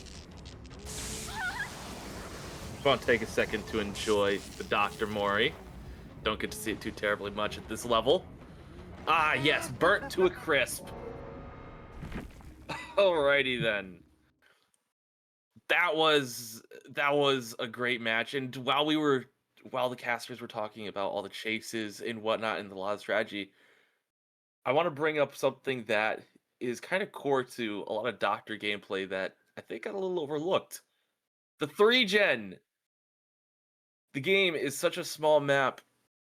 It can be very easy to 3-gen yourself, and at the very end, Praxis found themselves in a 3-gen. All of them on the top floor, all of them very much in line of sight of one another. It was so easy for Pedro to just walk around and force survivors off all the time. And Praxis just couldn't get it back together between the shocks and the hit and runs. They were just constantly trying to patch themselves up, snap out of it before they could really get any gen progress. Yeah, they were having a tough time in that 3-gen. And something I want to touch on, Andrew was mentioning it. Pedro was having a very unorthodox playstyle. Usually in comp you see killers trying to force a 3v1 as quickly as possible. And I think that Pedro's strategy was actually smart because, like the casters also mentioned, Doc shouldn't 4K on this map with his balancing. It should be at least a couple stages out. Doc is a killer that you usually see issues with having mobility and obviously like the good but slower chase. So it can lead to survivors doing the gens way too quickly. So Pedro's strategy was to expect that his team would get a pretty good result. So therefore, he would have more fresh hooks to make a tie less likely. Because in the end game, the survivors kind of have to play around, oh, well, this survivor is worth the most stages, so therefore, we should protect him the most. But with 4 freshes, that doesn't really come into play at all. And also, it gives Pedro the chance for all of his pain reses, which really slows the game down. And as we saw, it slowed the game down an absolute ton. It looked like there were gens popping left and right, but there wasn't really in relation to the chases. So Pedro's strategy actually worked out really well for him, especially because the survivors, they just couldn't handle with Pedro's chase pressure. It was just too strong for them to really handle. Absolutely. And I want to talk about one more thing with the Doctor that I saw a lot on this map. The dead ends. You think about there's a lot of God palettes because you drop it and the killer has to go through it. Well, what happens when you're shocked, you can't do anything for 3 seconds, and you also can't vault it? You put yourself between a rock and a killer with a spiky little stick. And we saw that come into play a lot, especially towards the end there with, I believe it was, I don't recall quite who it was, the Claudette. Zaka. Yeah, Zaka vaulted the pallet, got shocked, couldn't revault it, went down. And we saw that a lot, and that was some nice play. We are loading into the trial, and before I hand it back to the casters, you should really stay tuned after this trial. We have a very special announcement coming up afterwards, possibly related to behavior. So stay tuned, and casters, I'll give you a little bit of time for your intro. Take it away. All right, everybody, welcome back. We are loading into the next trial of the Doctor set on the game. And Pedro set a very astonishing win condition here, that being 4K1. And that means that Praxis needs to get a 4K2 or Invictus needs to get 4K0. Now, with that being said, Pedro's stat really played off very well. Very, very well. And a lot of the talk about whether or not Doctor should 4K on this map. I mean, Pedro just did set an excellent example of that. And we have 2 survivors here in this area, actually, near the God Palette. That's a little bit unfortunate, but we'll have to see what's going to happen. I mean, Invictus is one of the best teams in the world, so we'll have to see how they're going to handle this. We got some nice rocket pathing coming in here. Does he make this pallet? He does, but he chooses to fake it. And that's going to be a down coming in decently early, just like last match, except this one is actually going to come in a little, I think that was it's a little bit staggered. Probably about even. It's a little bit very staggered. Close. It's a little bit after, coming in at 49 seconds, whereas last match was 45. So, 2 early downs, and this could kind of boil over either way. So, okay, I want to point out that was a really nice first chase for Zaka, because you got rid of both God pallets down there and got a hit while keeping 2 survivors busy. It was just really unfortunate. I think it was just based on the spawn and what happened there, where I think you had Nightlight and Rocket stuck kind of like behind by basement there, which really gave Zaka the advantage there. You can't both vault that pallet, and identifying the fact that both survivors back there were really good as well. First hook comes in. Rocket is on hook here. And you know what? I do want to throw out there again. The analyst made a really good point. That 3-gen was really strong. So sometimes you sacrifice the tunnel up for the 3-gens. That was really ended up paying off for Pedro. So I clearly don't know what the heck I was talking about. 4K1 is very strong. We are chasing Nightlight here. We got a slightly bit different build here. We got the Ruin Undying. Undying being gone already. But we see the batteries included again. So that is very good. 1st gen pops. 2nd gen is about halfway, and this looks like this first hook one Rocket might go to struggle here, Rob. Oh, that's definitely something here. Actually, yeah, we do see Rocket go 2nd. That's a little bit scary, but I mean, we'll have to see how Invictus is going to handle this. They probably had internal comms saying that we're going to let Rocket go 2nd to get gen progress, but we'll have to see what's going to happen here. This could backfire and give Zaka a very early tunnel out, but I mean, hey, it's Rocket. The guy is known for having insane chases, right? So I'm not going to let it be that clear just yet, because we could see something pretty incredible happen here in favor of Invictus. We are getting some gen progress, so this is still good for Invictus. They're in a good spot. just have a second hook a little bit early in the match, but that doesn't matter too much. We'll have to see how they're going to handle this because there's no other hooks on anyone else yet, and you need a 4K 0 in order to win. Rocket's dead. So Rocket's dead. I wish I'd seen. We're gonna get rid of Ruin here, so at least going into the 3v1. Well, I mean, he's not dead yet, but we're fully face camping here, and where he's hooked is going to be very difficult to like. You can body block unless you send him for a double unhook. You can body block either side of the hallway there. And yeah, we also got the shock on the totem, so the totem did not break, and Rocket is dead at 3 gens, and there's not enough gen progress. There's not enough gen progress on the map right now for a full death. Like, you were right about, hey, okay, let's exchange your second hook state or whatnot for some gen progress. But we got 1 gen done during that, like the 1 gen popped as Rocket got down, and we got 1 more gen done in that time, and the other gens are just not close. So this is rough. This is looking like a rough time for Team Invictus right now. That Ruin Totem keeps on getting shocked off. I think that Spitz was waiting for that shock to come through to start breaking the totem, so he might be on it now. Yeah, the crazy thing here is, yeah, we're going to go and get this totem out of the way, which is great. We get Ruin out of the match, but the scary thing here is that we're in the 3v1 at 3 gens left, and we do have good gen progress on the board. So it's not out of question right now for Invictus. But this is scary though, because I mean, yeah, Invictus is the best, is one of the best teams in the world, right? One of the very, very best. They've been #1 in quite a bit here. They were #1 in all of main stage of Season X, and back when they were Eternal, they were also #1 for quite a while as well. But this is scary for any team, being in the 3v1 at 3 gens left, especially with a win con like 4K 0. So I'm a little bit scared right now for Invictus. Yeah. We're gonna tunnel out Nightlight here, and what? That is no. Oh, that's so bad for Team Invictus. And now Spitz is hit. I mean, Dan got almost a gen done, by the way. That gen didn't pop. I was thinking when we were getting into that situation, I was thinking, okay, and we're running toward Dan's near there. I think I saw the shock. Dan's got to get off that generator and pick up. You can't pop that gen. You can't do it. Don't do it. This is scary. This is scary. This is 4K 2 potentially. This is 4K 2. Yeah. Oh my goodness. Oh, this is so bad. Oh, that's so unfortunate. That body block miss was the game-changing moment.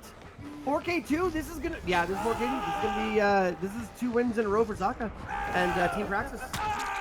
Oh my goodness, Andrew. I have no words. I don't even know what to say. This was just a series of unfortunate events for Invictus here. Zaka played this extremely well, had very good macro this entire match, and it just Invictus got unlucky. That hit tank should have came through, and it didn't. Yeah. And Nightlight just went down, and that's gonna be the 4K2. Zaka went for the entirely different strategy of, okay, tunneled the first guy out, and then was literally tunneling out Nightlight as well. If that hit came through on Spitz, that would have been fantastic. Spitz could have got out of there. Then you prolong a little bit. Dan's cranking gens. Dan basically had the tie condition done because he had 2 generators up top, almost done. That hit tank miss completely swung the game. Now, I don't know if there's a world where Dan lets go of the generator and doesn't give up their position and then goes and gets the pickup. Because, I mean, Zaka, I think, knew where he was anyway. Anyways, whatever. That's going to be 4K2. That is Praxis up 2-0.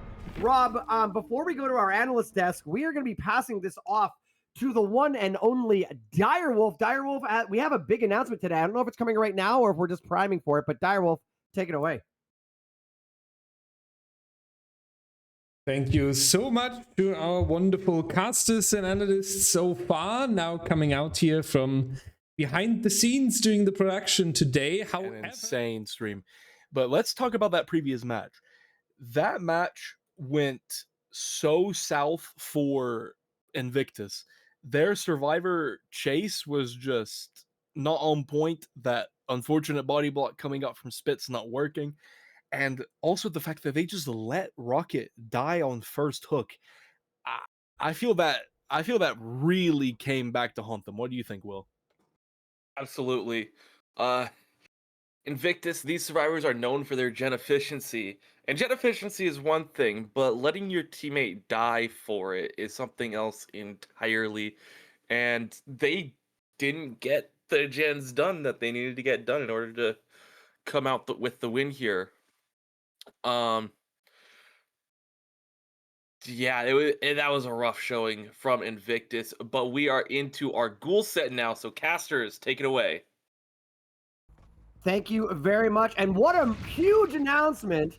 Super excited for the coming weeks here on DBDLeague, and obviously on the Dead by Daylight channel. But we've got Ward on the Ghoul on Suffocation Pit. We are back to our gold standard balancing, so no funny business, no spooky business. We are just playing some good old Ghoul gameplay. We saw our first hit come through here. We saw our second hit come through here. Good map for Ghoul, I think, given the fact that our mobility. I'm a big Suffocation fan, Rob. Let's look at the. What are your thoughts on the gen split? We got Corrupt Intervention, so it looks like Shack's side is blocked. But how do our gens look? Yeah, I mean, Suffocation Pit is one of those maps where there's almost a guaranteed 3 or 4 gen on either side of the map, and it looks like we've got one down on bot side here next to Shack. And unfortunately for Ward here, it's all corrupted. But we do have a less tighter but more intriguing 4-gen up top side. It's not as tight as a 3-gen is, but it's still something. And Ghoul is a mobility killer, so this it might be worth investing more into the 4-gen than in the 3-gen down bot side. But honestly, either way, I'm excited to see a competitive Ghoul match here. Haven't seen one of these in a while, and my curiosity is awfully piqued. We are just kind of jumping around, getting some injuries on the board. Ghoul can afford to do that in the early game, but I'm curious to see when we're going to see this first down, because we need to start hooking survivors, right? Now, seeing Ward on killer for Team Praxis. Now, I'm also interested in that because Ward was Ward's a pretty darn good killer player. I've been waiting to see some more Ward gameplay on killer here. We do have a sprint ready to go for Dan here, and yeah, we're gonna go ahead and commit to this actually. Now that we're in the 4-gen, it looks like Ward does want to hold this 4-gen up top side. But fun fact, this is if my statistics are correct, and Toby can correct me if I'm wrong. This is Ward's second killer match in this tournament. The first one was a 4K on a Wesker, so not Ghoul, but we are going to try and get a vault here. A little bit slow on the vault, so we're going to make it to that pallet again. And yeah, I mean, Dan is playing this fantastically. We're trying to cut off the pallet, but we weren't able to sort of sneak through the right side there. So still our first run going on here. As far as those gens go, and manages to do, great job, great pallet play there by Dan again. Dan is just putting on a clinic on everybody who says there's no counterplay to Ghoul. I introduce you to Dan. The generators are sort of like 4 more on top side. Are we gonna get it again? And we do, but one of them's more mid. I mean, Dan is impressing me so much, I can't even get my point across. There's sort of 3 gens top side with 1 more mid, and then 3 bottom. So this is about the best you can hope for as survivors. This is taking a long time for a first down here, Rob. Yeah, it honestly. Oh my goodness! What? Also, can we talk about that perk pick, by the way? We see Ravenous being picked by Ward here. That's an interesting pick. That means that if we want to get value out of that perk, we're going to have to hook all 4 survivors. And 2 gens pop for that. The crazy thing here is the average first down. What? 3 gens? All right, fun fact coming in from Valoria here in the background, our stats analyst, is the average first down for Ghoul in Season X was 1 minute and 30 seconds. This first down came in at 3 minutes and 21 seconds. Andrew, that's insane. What? Very good chase by Dan. Fantastic chase by Dan. And yeah, I mean, the fact that 3 gens popped in your first Ghoul chase is shocking until, yeah, you realize it's 3 minutes and 20 seconds. 3 minutes and 20 seconds is fantastic. And again, we got a couple hits off, and you know, Ward was playing pretty smart macro-wise, like, didn't want to take chases down by Shack's side. A lot of God pallets down there, obviously Shack pallet and whatnot, and that's where the corrupt gens were. Obviously, the survivors want the chases down there. So Ward managed to take the chase down the other side. The funny thing is, though, 3 minutes and 20 seconds. That's a minute 20 seconds past corrupt intervention being gone. So that's kind of why we saw what we saw. Dan goes down for a second time. Is our back sticking into that pallet? Not enough, it looks like. The first hook was not a pain res. Smart move by Ward, given that 3 gens had just popped. But it looks like we're going to opt for basement hook this time instead. This is one of the most punishing basements in the game, Rob, because even after you get out the stairs and out the door, you're still down in a hole down the bottom of this mine shaft. So very scary situation for Dan to be in, but the survivors doing very, very well, answering that scary hook with some great gen pressure. Yeah, exactly, and that's what you want to see, right? We've gotten 3 gens out of the way already. I think that our Ravenous perk pick here might not see too much value this match. It's you know, it might have been a wasted perk slot, but we'll have to see. Maybe Ward can pull this back somehow.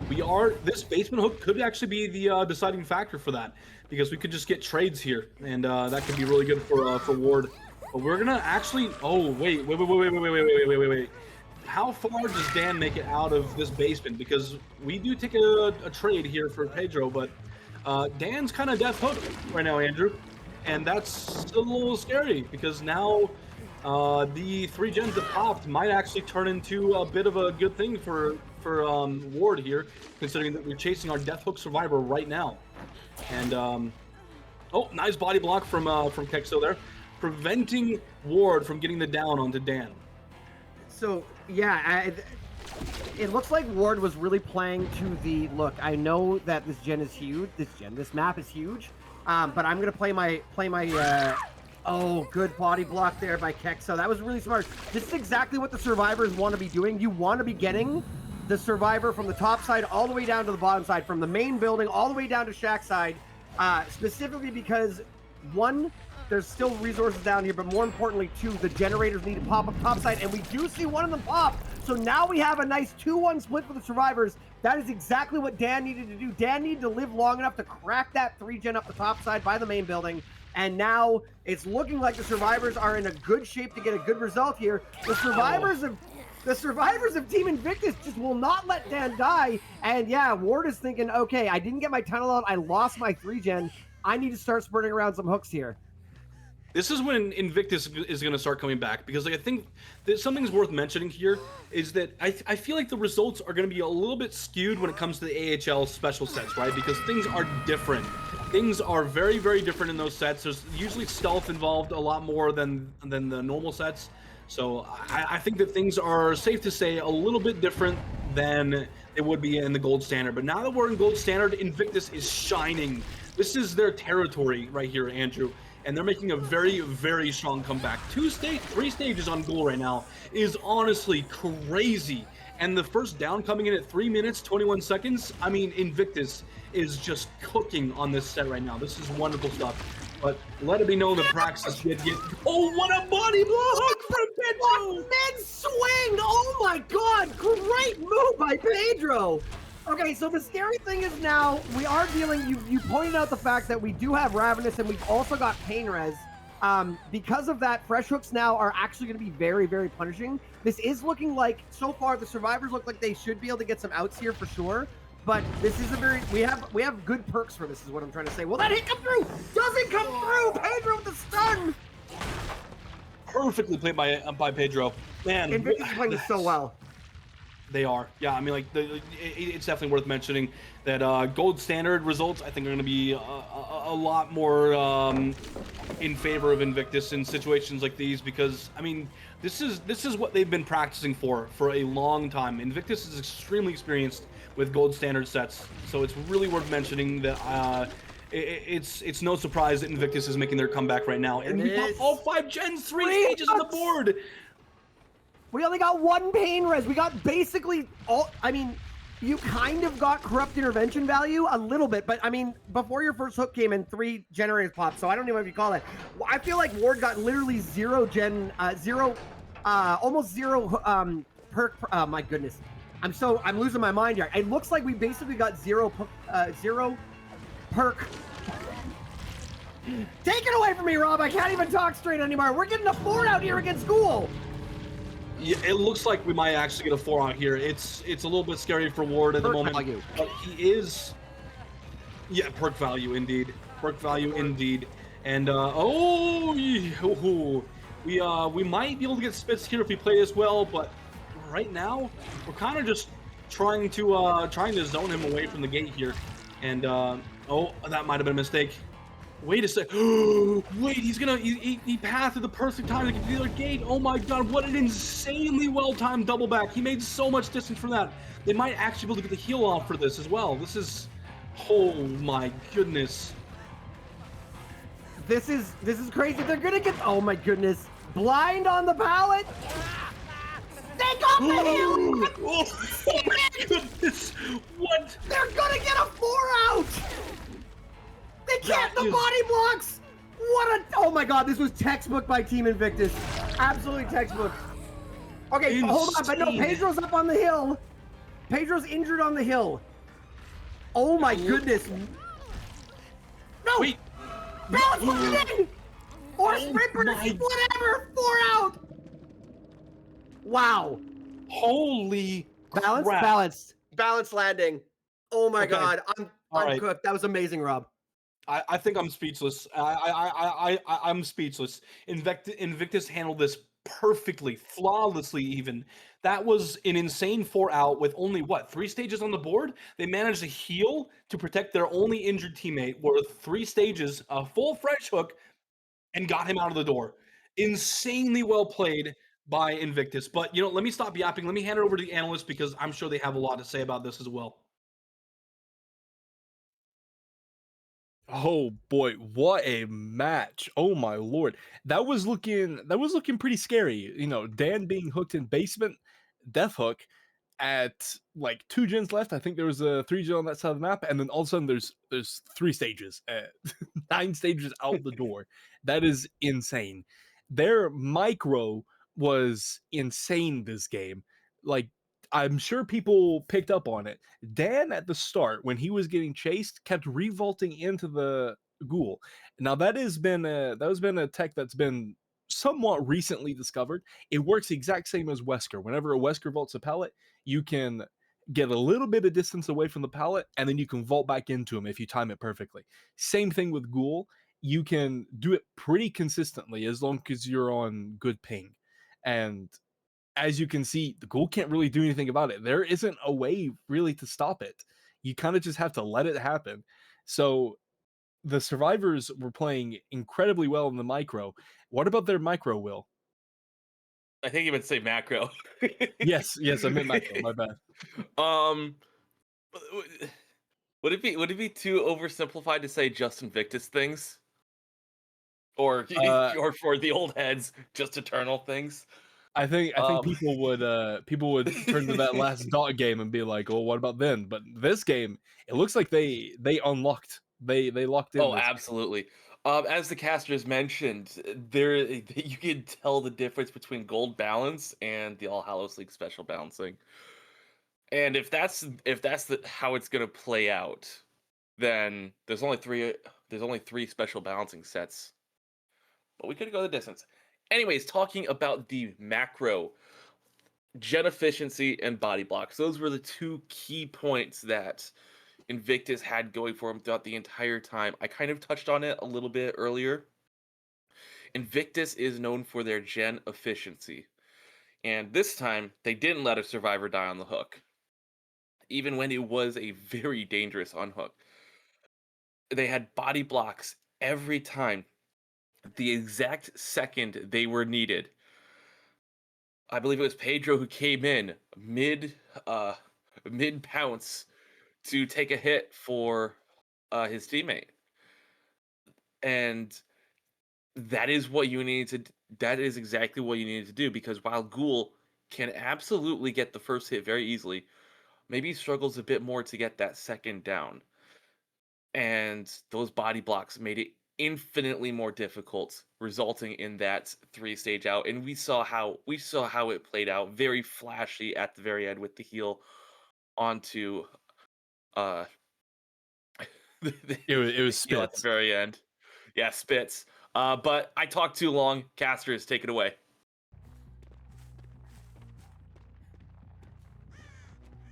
Well, we are loading in, everyone, to the second trial of the Ghoul set here, and we see actually the first killer that Nightlight's playing this matchup, and that's the Ghoul. And we did mention it earlier that Nightlight is known for his Ghoul, so this is going to be interesting. Also, got a shout out to Zaka here for the usage of the new Cheryl skin. It's pretty fire, I can't lie. Big fan of it, and I think it's going to start making its way around in comp here pretty soon. Especially now that we're seeing some of the top players here rocking it. And, wow, yeah, but we're eating the stun already. But Brutal Ghoul will catch up pretty quick. Now, an important thing to note here is that our win condition is kind of crazy, Andrew. And that's going to be 6 stages. And, my goodness, I just don't know. What just happened? Did we think the head-on was coming? I think we thought the head-on was coming in, so we respected it. And because of that, Zaka got away. Sorry, that was right? Crazy. I think that was. I think. It doesn't matter. Anyways, yeah, this is not just Nightlight's first of the matchup. This is Nightlight's first killer match of the tournament. Nightlight has yet to join the AHL fray on killers. So, one of the OG goats is rocking the Ghoul here. A little bit more standard build here. That Ravenous did not end up paying off like you said last game there, Rob. So we'll have to see how it goes here. These gens. We got 2 really tight gens by the main building here. That it looks like we've once again got a sort of a 3-1-3 split where 3 very tight by Shaq. Well, that one's touching that close one in the middle is still sort of touching the middle tile. So yeah, it's a pretty 3-1-3. Survivors are going to need to crack these gens up topside. We did give up on our first chase on Zaka, but same as last match, we come down to the main building side where our unblocked generators are. And now we're just trying to find where these survivors are. Right. Yeah, it's important to mention that it's pretty much the similar setup to last time. It's like 3-1-3. It's basically a 4-gen up top, but not really. It kind of is, kind of isn't. It's kind of like the middle ground. It's pretty similar to last match. But yeah, this bot side 3-gen's pretty tight, and we have a 3-gen tight up top as well, with 1-gen kind of just like in the area, but kind of doing its own thing. So, yeah, we're getting good gen progress. We got the heal off on Zaka, so now everyone is fully healthy again, and Nightlight just has no pressure at the moment. He actually already lost in Rage as well, so he's here trying to find out who's here topside working his 4-gen, and so far, not really... Oh, we do find somebody, actually. Is this Zaka right here again? No, this is Ward. When he backed up, it looked like he was... he was obviously backing up to get a slingshot there. But I was like, you did see that Nia peeking through that junk, right? Yes, Nightlight definitely has. Nightlight has eyes, so. Yeah. He's got 2 of them. There's one in night and one in light. There you go. Some gen progress on the board, but this is just like last match, Rob. This is looking like a slow start. Corrupt Intervention's over.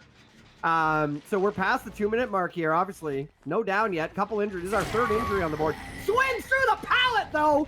Gets Ward down, and that's going to be great. We're going to be able to get a hook in this, if we can get this hook in quickly, we can stop the bottom gens from popping, and we'll have a hook in a very tight 3-gen. 3 minutes and 30 seconds on that down, Rob. Yeah, pretty similar to last time where we had 3 minutes 21 seconds for the first down.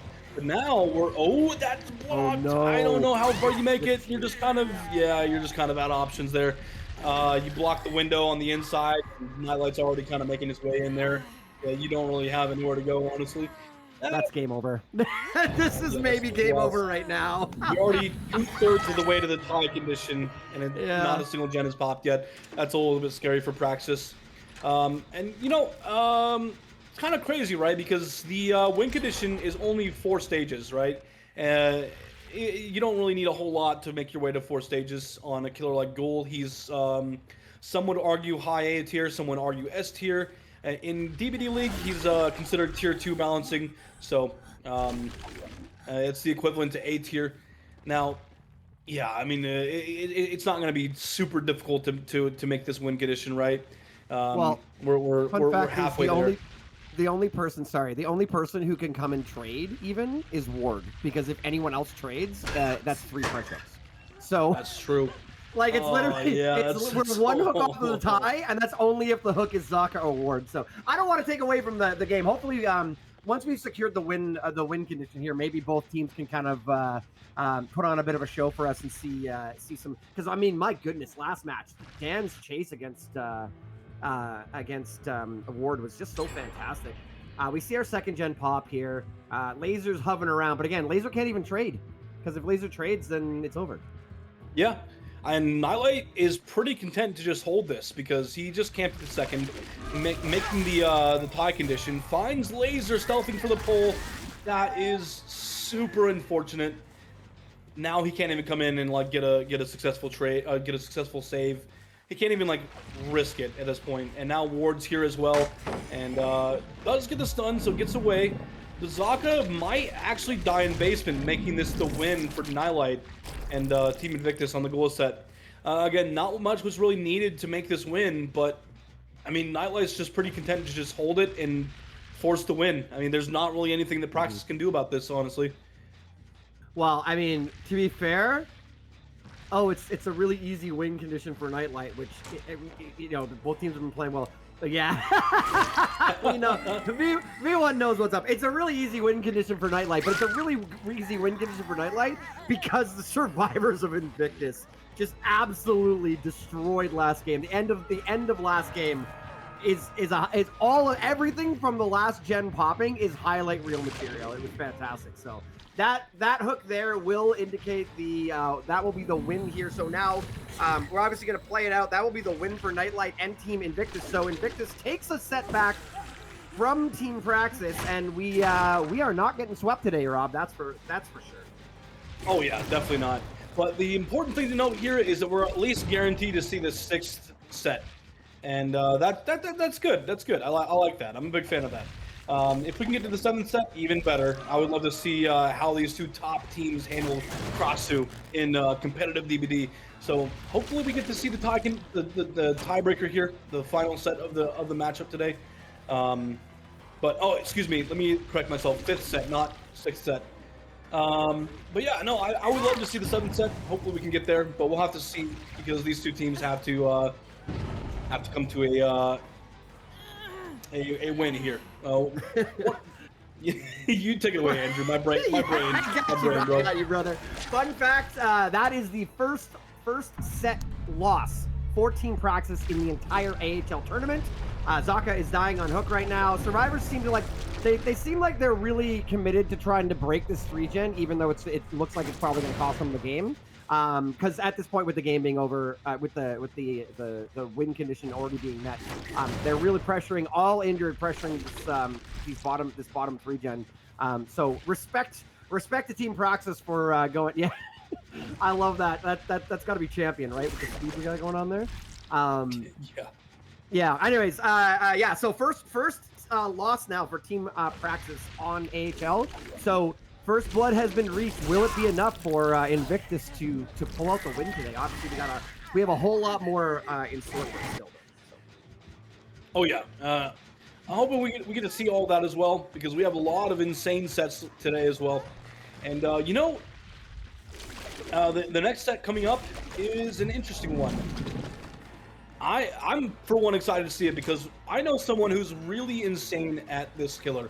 But we'll get there when we get there. Right now, we're still finishing out this goal set, and you know, despite everything that the win condition was, got to give some credit to the survivors of Team Praxis for doing what they do best and giving the killer a hard time here. Nightlight is in the 3v1 right now, which is great, and the win is already meant for Invictus, but still got to give some credit to the survivors for playing for the best result possible, right? We do see that someone's still working Shack, and we're just kind of getting forced off the 3-gen bot side right now.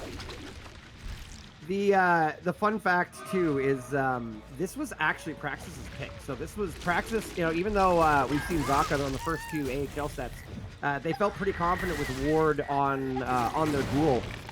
So it just shows that they really didn't see the insanely strong survivor play and the great chase by Dan. Like they didn't see that coming. They kind of put they bet on Ward and Dan said, "I'll take that bet," and it really paid off for Team Invictus. And I mean, even let's look at this too. I mean, obviously you play differently. You play for your win conditions. So, but even in the end, if they had lost a survivor in that end game, they probably just would have lost their Death Hook survivor, right? Like, well, I mean, I think that if I recall right, we had a fresh hook injured, but you can throw bodies at them, so it would have only been a couple more stages anyway. Like, it was already going to be a really good result for Invictus. So that end game was very electric, but it wouldn't have changed the win. Oh, good stun there by Laser. Yeah, that was a really impressive stun. I can't lie. Honestly, in my Survivor matches going against Ghoul, I love getting those kinds of stuns. It's honestly pretty fun. But honestly though, and this is something to kind of show that Ghoul is a fun killer to verse. I love playing against Ghoul, and I mean, I just love seeing these like competitive matches of some of the most difficult killers, or like the killers that a lot of people just have problems facing, because like this is learning material, folks. This is how you learn. Okay, how do I beat these kinds of killers that people are struggling with? And that's one thing, right? Is that you can learn these kinds of things by watching competitive DBD, and I love that for this. I mean, I definitely saw Dan successfully vaulted back over pallets like 4 times against the Ghoul. So I mean, that's the real move, right? The whole kidnap tech that did or didn't get, like, they patched it out, but it's still like if you do the wrong thing, you can still get kind of, still get that kind of kidnap tech happening there. That's Dan showed you how to do it. So anyone who hates playing against Ghoul in your pub matches, just watch this back a few times and watch how Dan handled pallets, and you'll be in good shape. Trust. All you gotta do is watch Dan 3 or 4 times, and then you're basically as good as Dan at that point, right? I mean, they're cranking gens. They managed to break the 3 gen. This is looking like there was a situation where I think if we took a few hooks there, if Nightlight had taken a few hooks, we might have seen the game end. But we also were trying to get the best result possible. So I think he was trying to hold it to a 4K3, and it looks like going to be a 4K1. So good on Nightlight for trying to force that best result, but also great fight there by Praxis to bring it down to a 4K1 situation. Oh yeah. This was looking pretty terrifying for Praxis here, but given how insanely good of a Ghoul Nightlight is, 4K1 is not bad. I think Praxis can feel a bit proud of themselves for bringing it down to a 4K1. This is. I love these teams. They're great. I love both these teams. Yeah, I do too. I honestly do too. That was hilarious. Yeah. Praxis Invictus, man, they're in my heart, bro. This was an insane match, though. I gotta say, this was a really good comeback for Invictus here. Praxis has been doing really well, though. Like they've made a name for themselves so far in All Hallows League, and today this matchup against Invictus, one of the a team that some would say is the #1 team in the world. Praxis is holding their own right now, and it's pretty impressive. I think this is a matchup for the ages, honestly. This is going to go down in the competitive DBD history books right here, Andrew. Well, let's go ahead and kick it over to our analyst desk. Let them break down what happened in Ghoul and set us up for Vecna next match. Great match by both teams. Flightless, Willie, take it away. Yep, once again, what a match. That was fun to watch. The game was essentially over pretty early on. Nightlight had already met the win condition at like 4 gens, I think it was, 3 or 4 gens left. But that's because their serve side put up such a good win condition for him. He could just chill and relax. Like, he probably had some Pop Smoke playing while he was dashing around the map and getting his injures just randomly and just having a grand old time. Not really much happened that game other than Praxis really doing their best to break that 3 gen. Yeah, and they did finally break it, which it goes to show that they're no slouches. But to your point, I'm just imagining Nightlight leaned all the way back. He's like, I gotta clock in for this one killer game the entire tournament, all the way back, laying parallel to the ground, just gaming away. And that's the image I have in my mind based off of what you were saying. But yeah, not a whole lot. I don't think there was a whole lot to really comment on there. It seemed pretty bog standard. You know, they tried playing for the win condition, didn't work out, and that was just. This was just Invictus's set to lose. After that first trial, this was just Invictus's to lose, and they absolutely did not. Yeah, that the one game that Nightlight gets to play in this tournament, he has a 4-stage win corner, three stage, 3 fresh win corner on an S tier killer. Like he's not gonna struggle whatsoever. He in fact, you even saw that he brought Brutal, which Brutal is a pretty good perk for Kaneki on this map, where you can just eat through the pallet super quickly.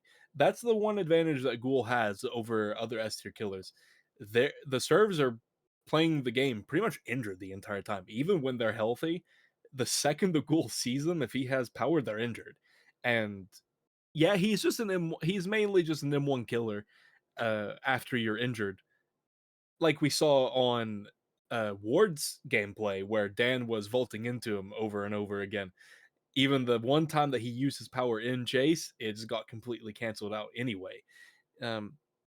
But you're still playing injured in a tight gen area versus a killer that can be from point A to point B in the blink of an eye. So you have to really be on point. And even though Praxis had already lost, they knew it. They were still giving us a good show. I can respect that. Absolutely. Momentum is important. And speaking of momentum, we are loading into our Lich sets, Vecna. And we're going to get to see how that momentum carried over. Casters, take it away. Thank you very much. Yeah, that was a really explosive match. Very one-sided, which is odd because both the first 2 matches were very, very close, obviously.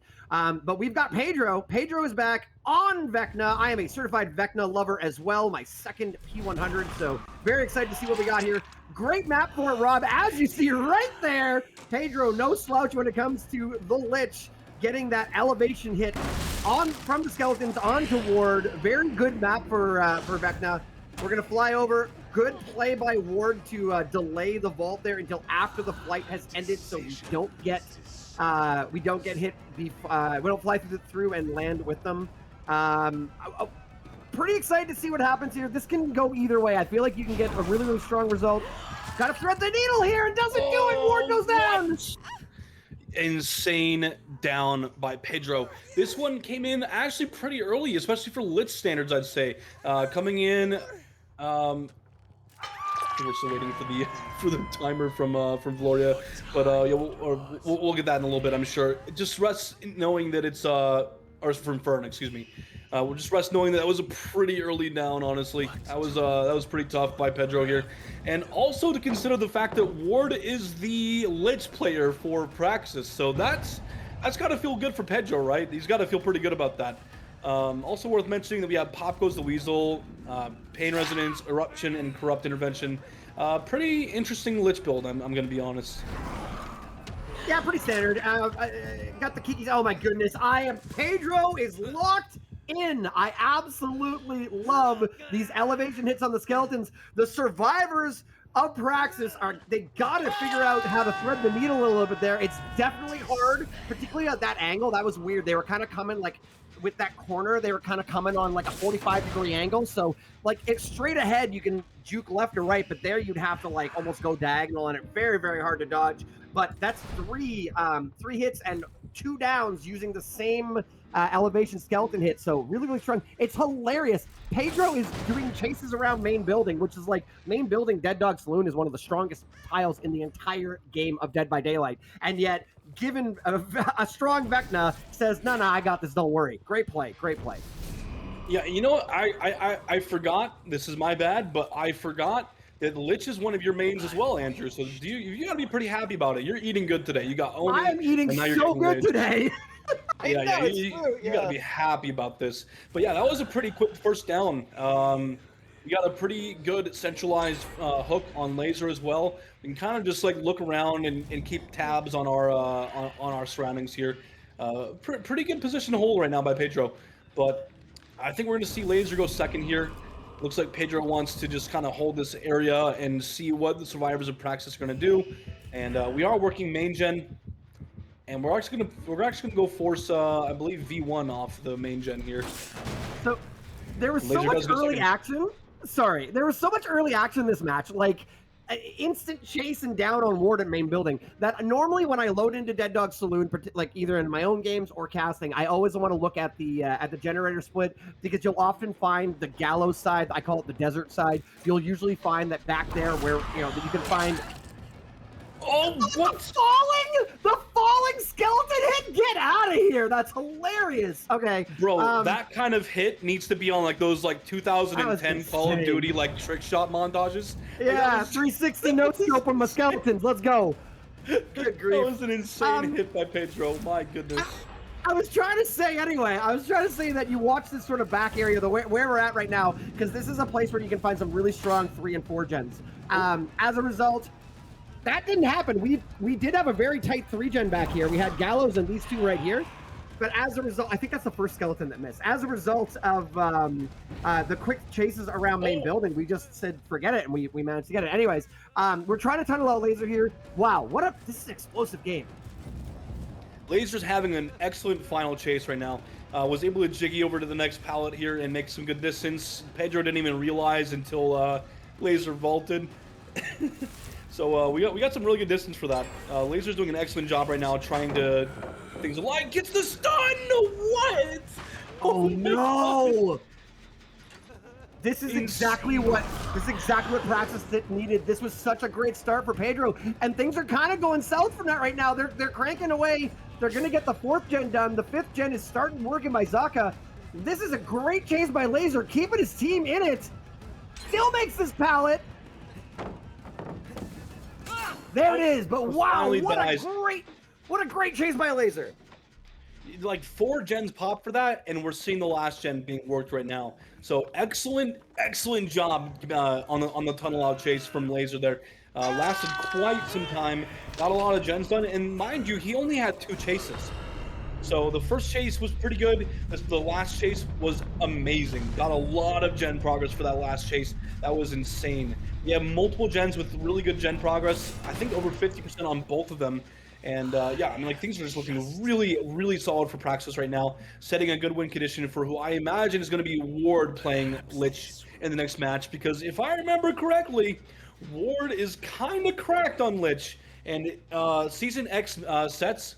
Season X Lich sets where Ward was playing, a lot of them were 4Ks on Grim Pantry, mind you, where the results were more often than not like around, I don't know, like 5, 6, 7 stages. Like it was not 4Ks by any means. It was a very low 4K rate, and Ward was just putting in the work of the century on that killer. This is wild. This is wild because, again, we have all these pallets are strong until they're down. I was gonna say, what a turnaround! What a turnaround for the survivors of Team Praxis. This is crazy. This back area, typically you break these pallets. Like the way a normal Dead by Daylight, a normal Dead Dog Saloon goes, if there's such a thing, is you hold the 3 gen back here a lot of the times. You break these pallets and then there's nothing. There's no windows. It's all just cactuses and tents and whatnot back here. But these, oh my goodness, I was gonna say, we ended up back here, we have all the pallets down, and we're chasing, unfortunately, the worst survivor because Ward's already been hooked. So even if we do get Ward, even if Ward doesn't get out, Ward's gonna get hatched! Wait! Ward gets hatched! Oh my goodness. 4 stages. Hooks. 4 hooks. Okay. We gotta talk about this. This is set point number 3 for Praxis. This is crazy because, or no, sorry, this isn't already set point number 3. But hear me out here, right? Ward, Lich is one of his best killers. So I'm not saying I know the result already because I obviously don't. We haven't played the second half of the set yet, but my goodness. We'll let the analysts decide this really quick. We'll let them talk about this, but goodness gracious. Off to you, Will, in Flightless. Well, I think Praxis took Praxis took a look at what happened last set and basically said, no, thank you. Not happening again. That was an amazing performance on the Survivor side. Yeah, they had a really rough start. Pedro was getting some amazing skeletons at main, which main is very unsafe for survivors versus the Vecna because, like we saw, the skeletons, you can even do the drop down and skeleton, and they're really hard to dodge. It's not super easy, and they were in a rough spot, and then all of a sudden, Laser just locks in. Like, bro is injured in the gallows area, which there's a lot of pallets. They're all like relatively weak, and he just takes Pedro on an absolute walk, and then Ward manages to get the body block over the hatch and actually gets it. Like, that was usually hatch doesn't matter in DBDLeague, but in cases like this, it does because all the gens were completed. It was just about stages at that point. And that is 2 extra stages out for free. If Pedro didn't lose that pallet over on 12 side, then that could have been a 6 stage, which would have been much more doable for their serves. Yeah, and the insult to injury there is he picked the pallet up with Mage Hand only for Ward to just drop it right on his face 2 seconds later. And that just stings. And even then, 6 stages, only 2 fresh, that a little iffy. But now you're having to work with 4 stages, and now the survivors of Invictus are in the same exact situation that Praxis was just in.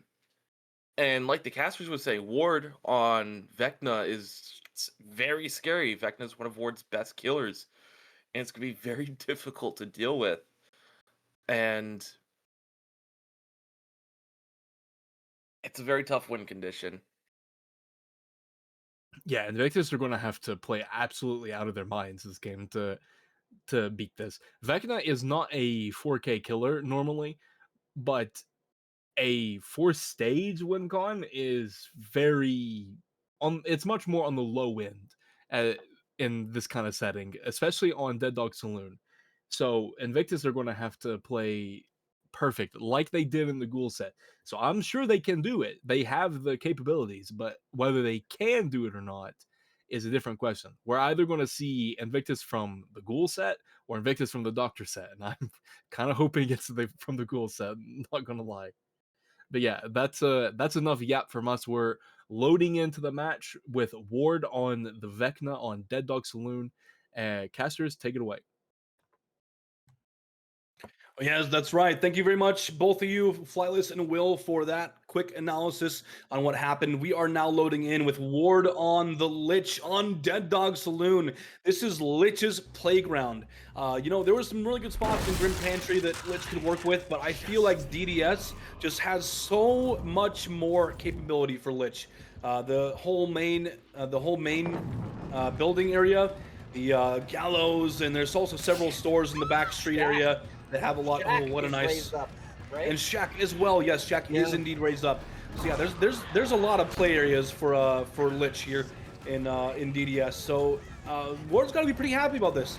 A pretty good chase, first chase so far from Pedro, lasting quite some time, but does go down on the toilet pallet. And someone's also here for a pallet save. But do they get it? Do they get it? No, they don't. This is potentially an early basement. Oh, that is scary for Invictus here. This first down came in at 39 seconds. What? That is crazy. This is a scary basement hook, but also basement is tucked away in the corner there. Like, if you want to die somewhere on this map, you want to die behind main building, because if there's not basement there, there's usually a hook back there, and that's like the best hook. Now, getting hooked at 39 seconds in the basement when you have a very, very, very low hook requirement for your win condition, yeah, that's looking pretty rough for Team Invictus. They're going to need to get some generators done here. If you can sneak in and get the unhook quickly and get Pedro out of there, that might be smart. But also, what do you do if you're Pedro if you get out of the basement? You want to run maybe towards where the completed generators are. Well, there's no completed generators yet, so that might be rough. Looks like we're chasing some people off of these generators, putting down some eruptions. I like this brutal strength pick here, Rob. Last time we had Pop Goes the Weasel, but we didn't get a whole lot of value out of it. Obviously, Pop only gets value when you're getting hooks. But Brutal is going to be nice for, we found ourselves in that back desert area with a bunch of pallets down. Brutal strength kicking them could have worked really well. We do pop the 3-gen out of Gallows, so this is a good, and this is about as best as you can hope for the survivors. But we got to get Pedro out of basement. I think he's going to go to second stage here. Yeah, I agree. I think it's gonna be a pretty vital thing for Ward here, seeing Pedro go second, especially since we don't have a whole lot of stages that we need to attain. This is kind of like the goal set all over again, almost. We're actually gonna go branch out, get some eruption out on the board, and come back to the basement to, just see what's going on here. We do get the unhook onto Pedro here, who's second stage now, and we're gonna try to body block him out of basement. And Ward is doing an insane job of that. BT should be pretty much gone here, and this is scary because skulls are up. Oh, just barely threads the needle. I think we get hit here, though. Yeah, I think we go down anyway. We threaded the needle, but we die anyway, and Pedro's going to die at 3 gens. So that puts us 1 hook away from a tie. At this point, we're trying to play for a firecracker save here. But if we go down, like, I know we don't want to let... Yeah, no, it's not going to happen. I know we don't want to let Pedro die here, but... I mean, the last thing you want to do is give up pain res.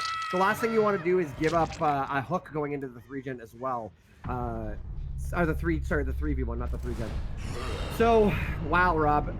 Pain res comes in to slow down that gen progress as we get that tunnel out. We are 1 hook away from the tie, 2 hooks away from the win here for Ward to put them 1 win away from taking the winner's bracket. Getting very hairy.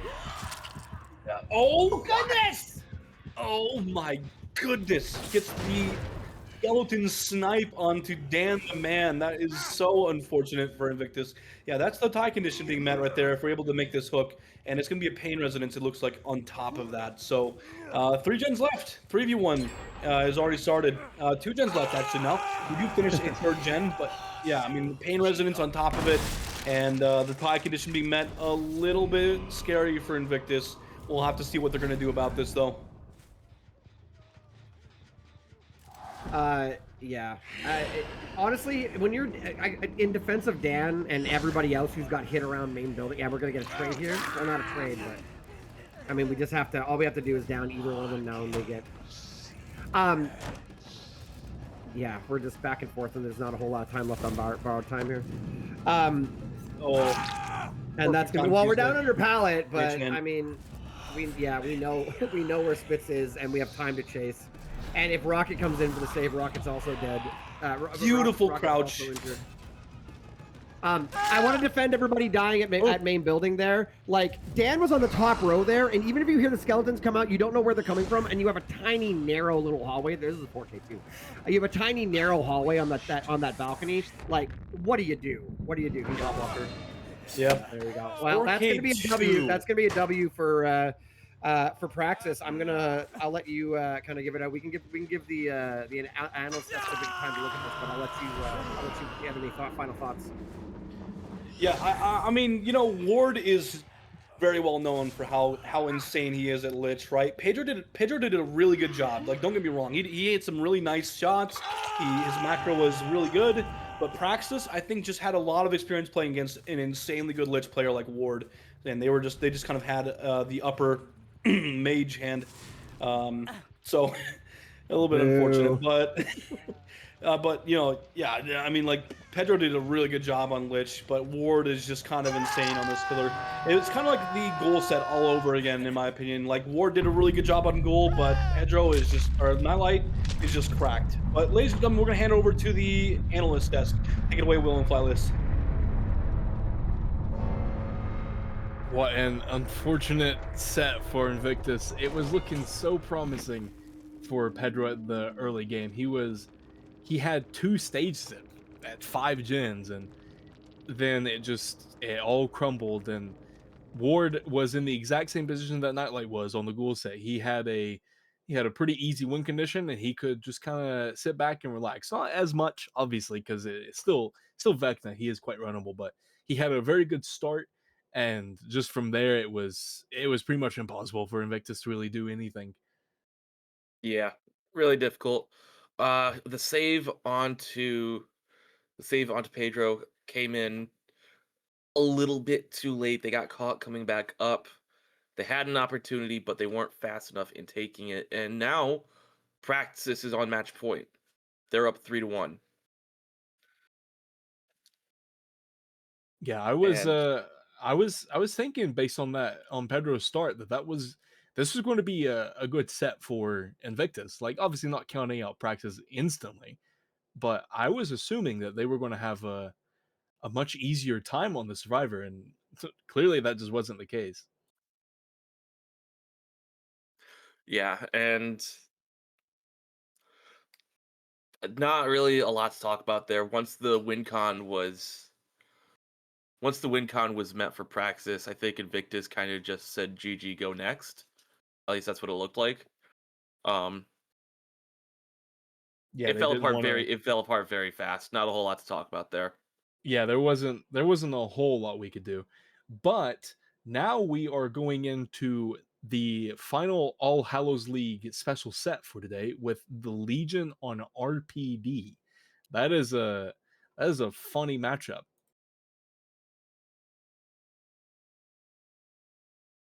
Now, Legion, I've actually been playing a bit of Legion somewhat recently, so I've had a fun time with the Eerie button. You know, the very good gameplay. Just enduring Eerie button every time, and you just you just get free 2 taps. It's the easiest thing in the world. So hopefully, they can show us why it's not the strongest killer in the entire game. But yeah, thank you, Will, for that wonderful insight. And casters, you can take it away.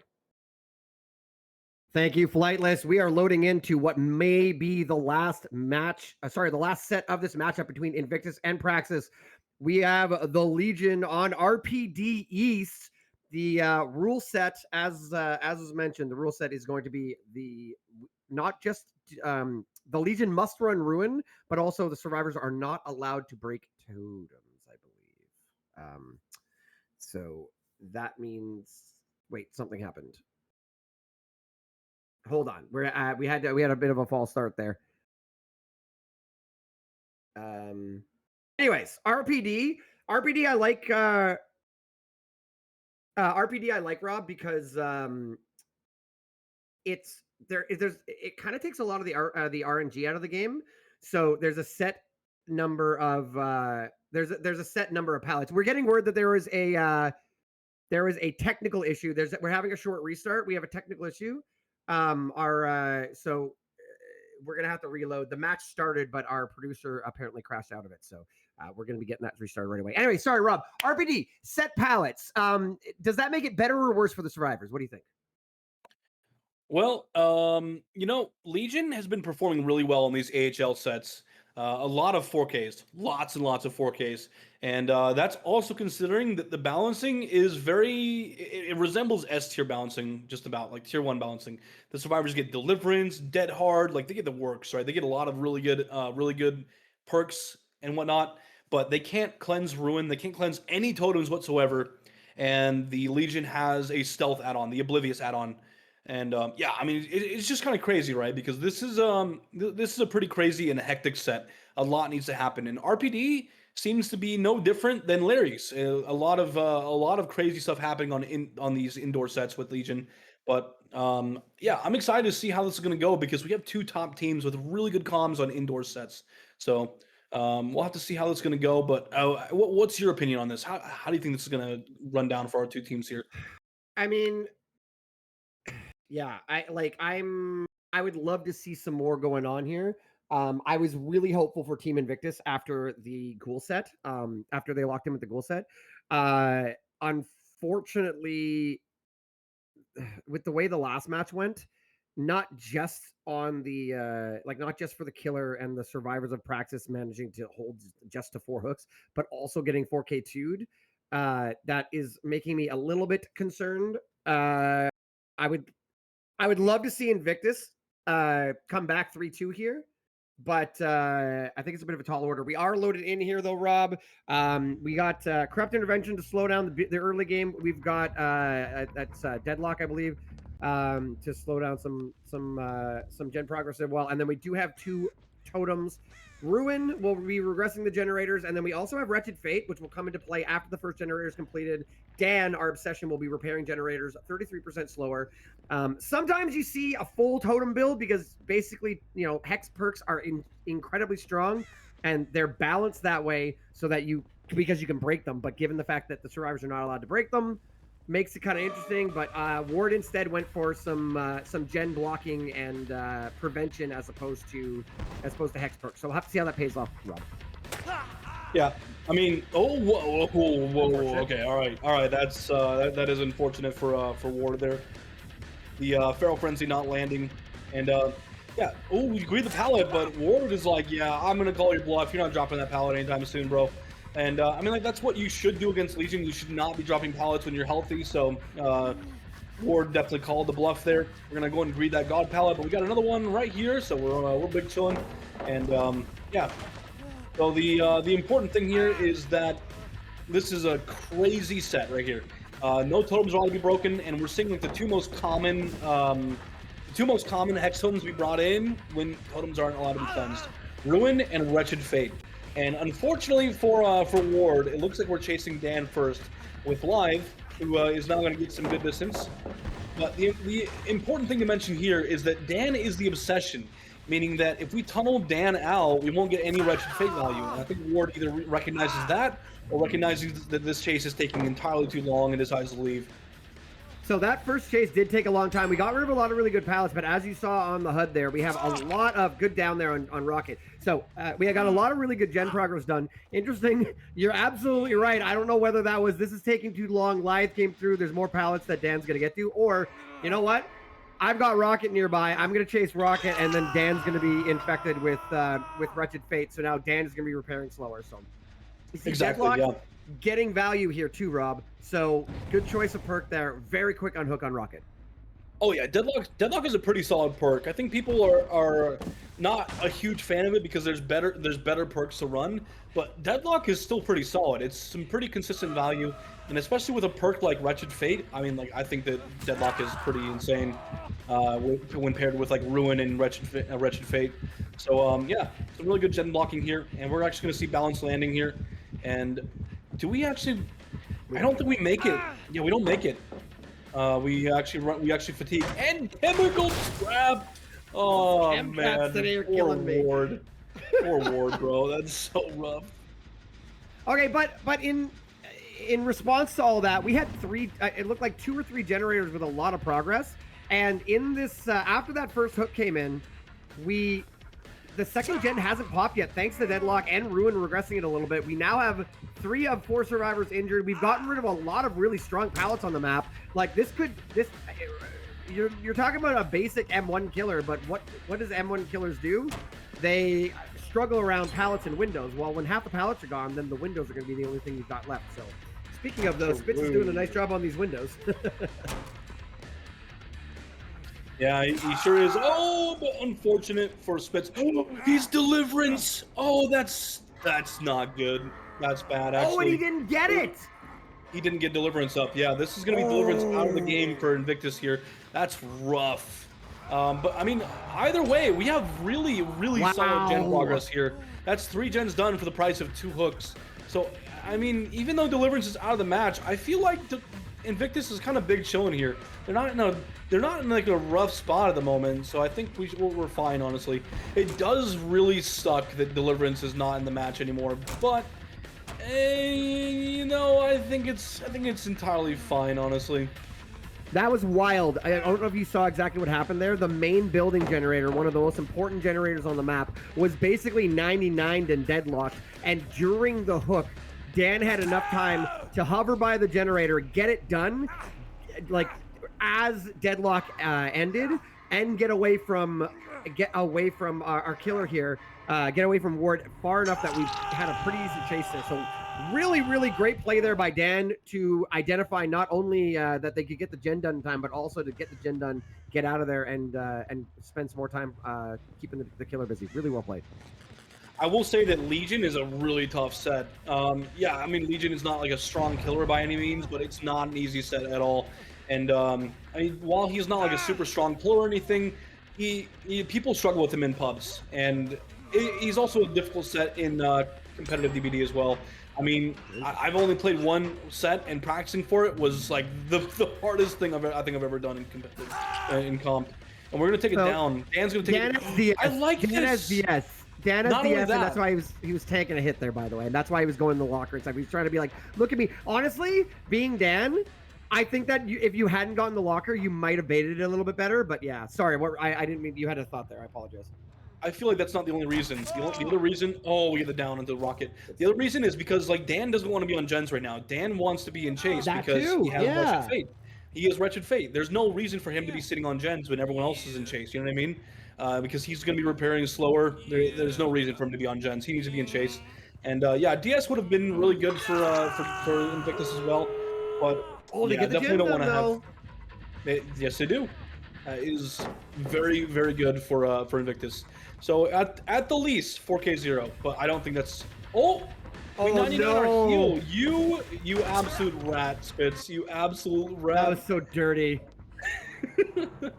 Unfortunately, he's in deep wounds, so we're not going to see Dead Hard anytime soon.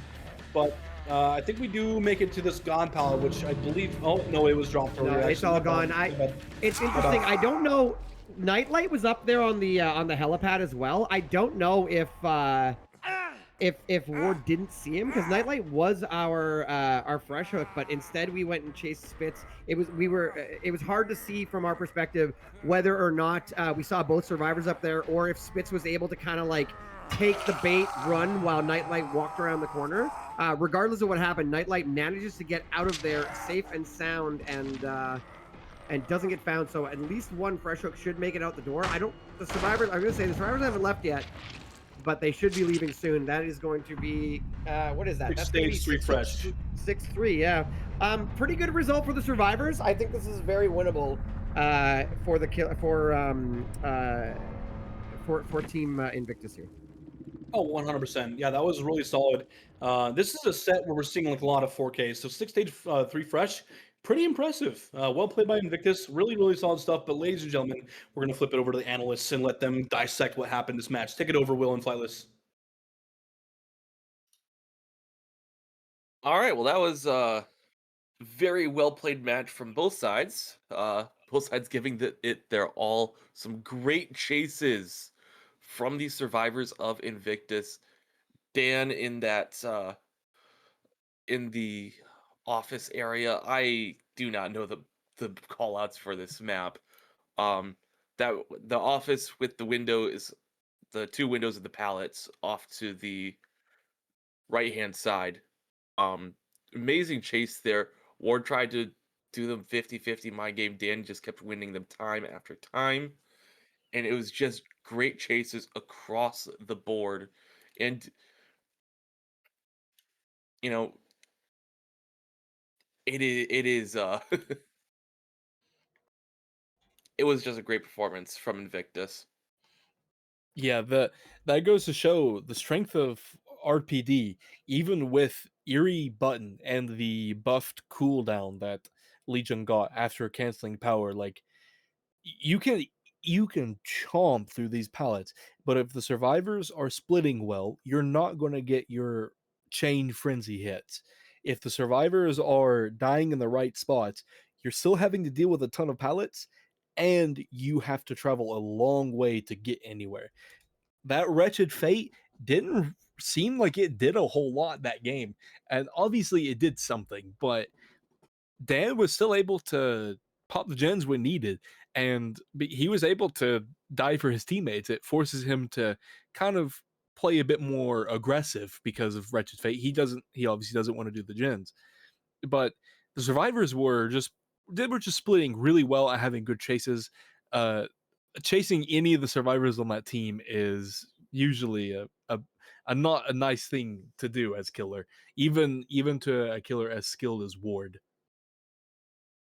Yeah, and Ruin also didn't get a whole lot of value either, because the only time the survivors were really forced away for any prolonged period was when a gen was deadlocked, but the gens don't regress when they're blocked. So like we saw, we had Dan at that main build, or at that center gen right at the main entrance, He's just sitting there, waiting for deadlock. Deadlock ends. It's already 99. Popped it instantly. Yeah, I feel like that deadlock pick is good in comp because it's literally just free slowdown. You don't have to do anything. The survivors just do what they're supposed to do, and it's free slowdown. But in this set where you have Ruin and there's no chance of ever losing it, I actually feel like that deadlock was kind of a bad pick because, like you said, once it's blocked, the gens don't regress. And the survivors don't really have a ton of reason to leave the gen. They can, like, yeah, it does waste some time, but it actually kind of ruins the ruin value, funnily enough. But yeah, well, now we have Pedro on the Legion, going to be on the same map, probably same build, same rule set with no hex perks being able to be cleansed. And we are going to load in very shortly. Take it away, casters. Thank you very much for that, Flightless and Will. Yeah, we're going to be loading into the next this next match here, and yeah, things are getting pretty heated here. We have Legion being played by Pedro here, and he has a win condition, right? He has a win condition of 7 stages, 3 fresh. Not going to be if Praxis plays this well, this won't be easy. But I mean, at the same time, this is a very tough set to play, honestly, on the killer side and the survivor side. But we're seeing actually only Ruin as the only Hex Totem this time. We have Hex Ruin, Deadlock, or No Holds Barred if you don't want Pinhead, Deadman Switch, and Corrupt Intervention. Really interesting build here, especially considering the no cleansing rule. This is piquing my curiosity. We do get a tag on the laser though, and that's a pretty early hit already. We might be able to get a down as well, but we do. I think we were trying to swing ahead of laser, but didn't manage to do so. So just so everyone's scorekeeping at home, Pedro must get 6 hooks, 4 fresh, or 7 hooks to keep Invictus in this matchup. Otherwise, Praxis will win the winners bracket, and Invictus will have to fight their way back to the final in the coming lower brackets. I'm surprised, Rob. You were talking about perks. I'm surprised that we didn't see crowd control. I feel like crowd control could be such a strong perk on this map, given the fact that you can't cleanse totems. We are going to see it down here on laser after the first gen pops. But yeah, I don't know. Am I crazy? I think crowd control can be strong. You can play around it, but I think it's strong. I don't know. Yeah, I think crowd control could have been strong too, but something that we didn't point out that I just noticed is that laser is deliverance. So that's 2 for 2 now. 2 for 2 now on deliverance being out of the match, and that's really unfortunate for both teams here that no deliverance was able to be used here. So yeah, that's tough for Praxis. But same thing happened to Invictus, so we'll have to see if this is really going to make that big of a difference in the overall result here. We do pop a gen for Laser's hook here. Zaka is deep wounded, and Ward is also injured as well. So, there's a bit of pressure on the board right now. Pedro is putting his putting his blade out there, getting some catches here, and now we're just kind of holding this top side of the main lobby area and trying to catch out who's going to come for this save. We're kind of in a position where we can camp this for a bit. Yeah, I was going to say, I think you made a really good call there, Rob. The fact that we had Laser was there and Laser had Deli, I would be blocking that door with my butt right now. I would not let anyone sneak in here. Yeah. Pedro seems aware, very aware of watching it here, but the fact that Laser was Deli, we kind of had Ward come in and tank a hit, stuff like that, and maybe trying to get debate chase away from our deliverance. Because of that, we didn't get a ton of gen progress done for that first hook. So I just gotta throw something out here. I've seen this a lot today. Whenever I'm like, a lot of the times I always get nervous about that last second underhook, whether it's comp or pubs or whatever, right? It's really interesting. It's almost like these killers and survivors know each other so well. They have been leaving the hook at the last couple seconds because they know that, and hear me out, Rob, if they were coming for the save, they'll know I'm body blocking, so they can't come in last second. They have to come in 5 to 10 seconds early. No one's here 5 to 10 seconds early, so I can leave 5 seconds before the hook ends. I've seen it happen 3 or 4 times today, and it just happened there again, and it pays off. It has paid off every time.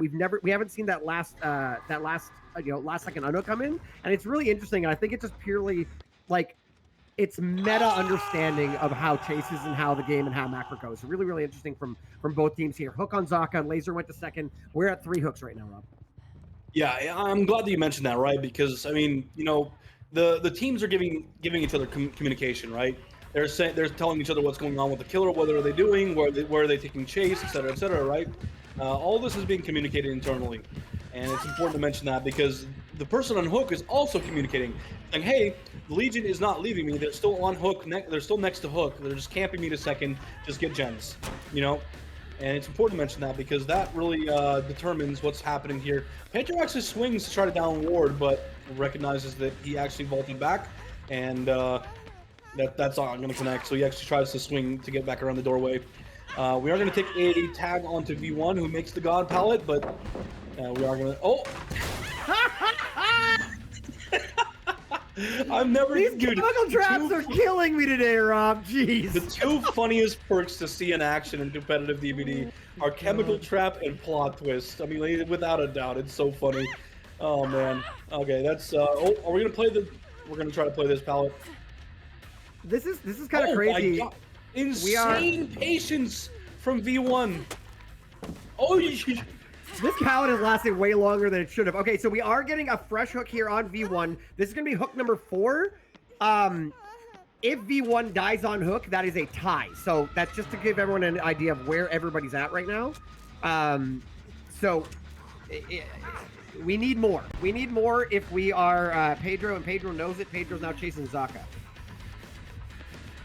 Yeah, that's right. And luckily, Laser's kind of safe right now. Not really in a position to be out of the match just yet. So we did get 3 gens out of the way. So right now, things aren't terrible for our survivors at the moment. They just need to make things happen, get gens done, and prevent themselves from getting 7 stage or 6 stage for fresh. So there's a lot on the line here, but the gen progress is pretty solid so far. Really nice stun, by the way.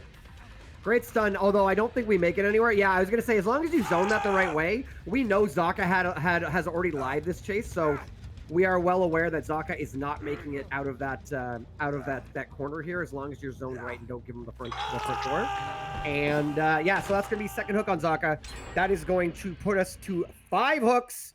If we can find and hook ward, as we look at ward hiding over here, if we can find and hook ward, we win the game, because that will be 6 hooks for fresh. However, we are 1 hook away. A hook on anybody is a tie.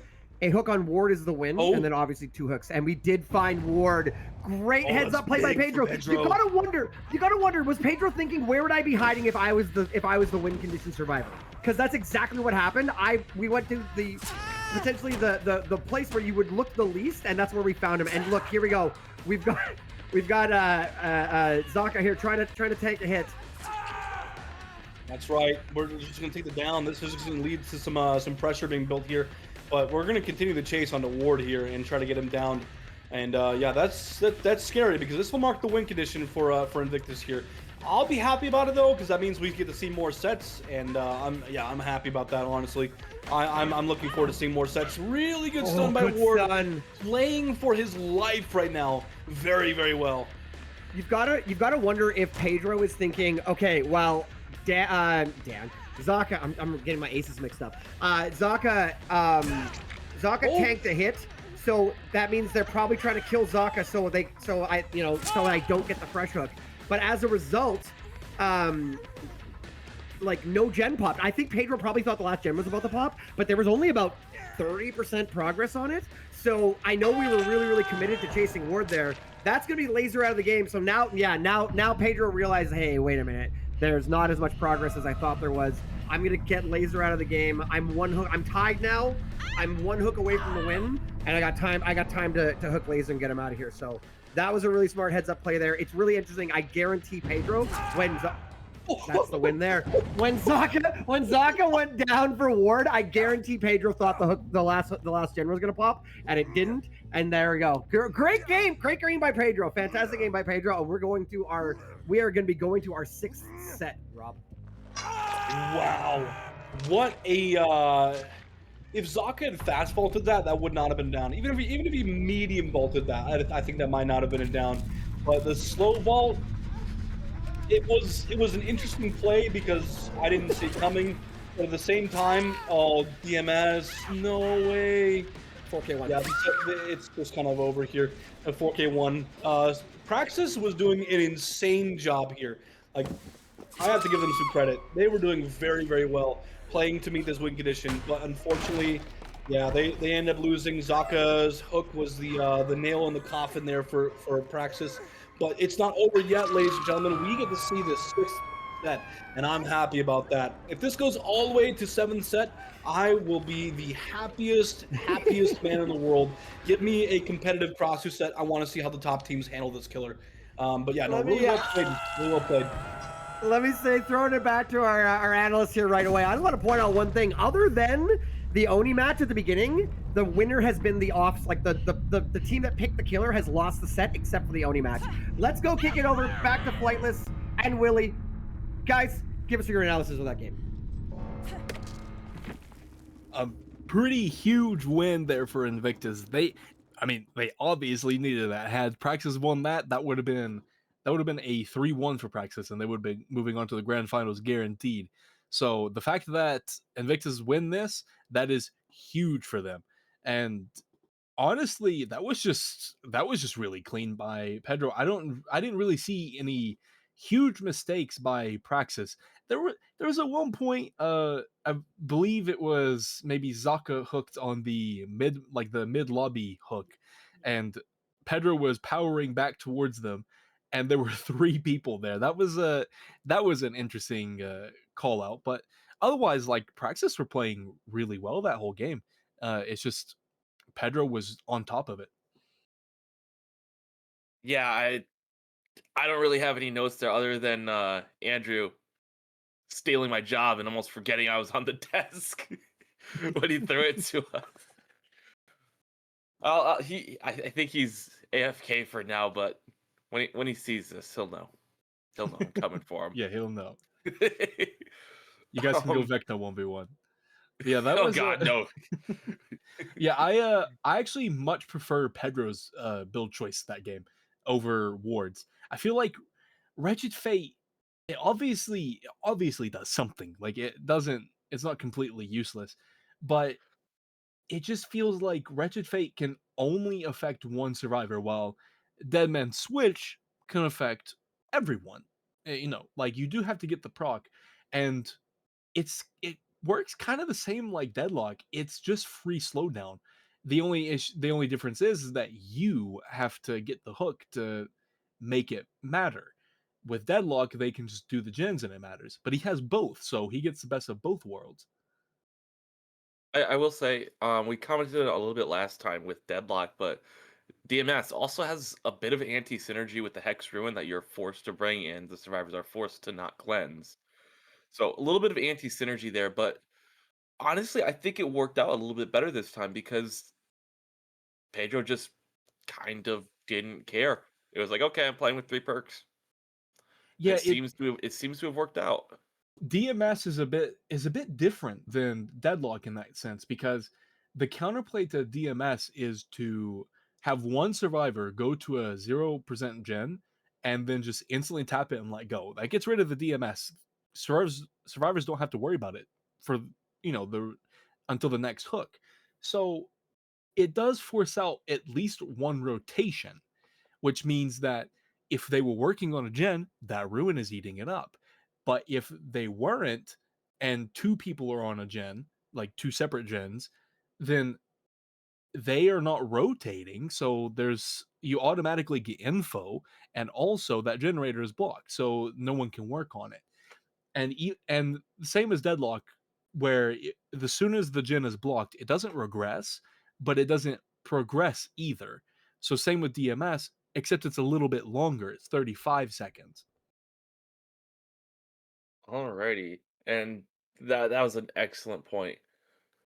But we're loading into the Nurse set, and I made the joke that Nightlight was clocking in for his 1 game, but looking at the lobby, we have Nightlight playing the Nurse, and it has been so long since I've seen him play.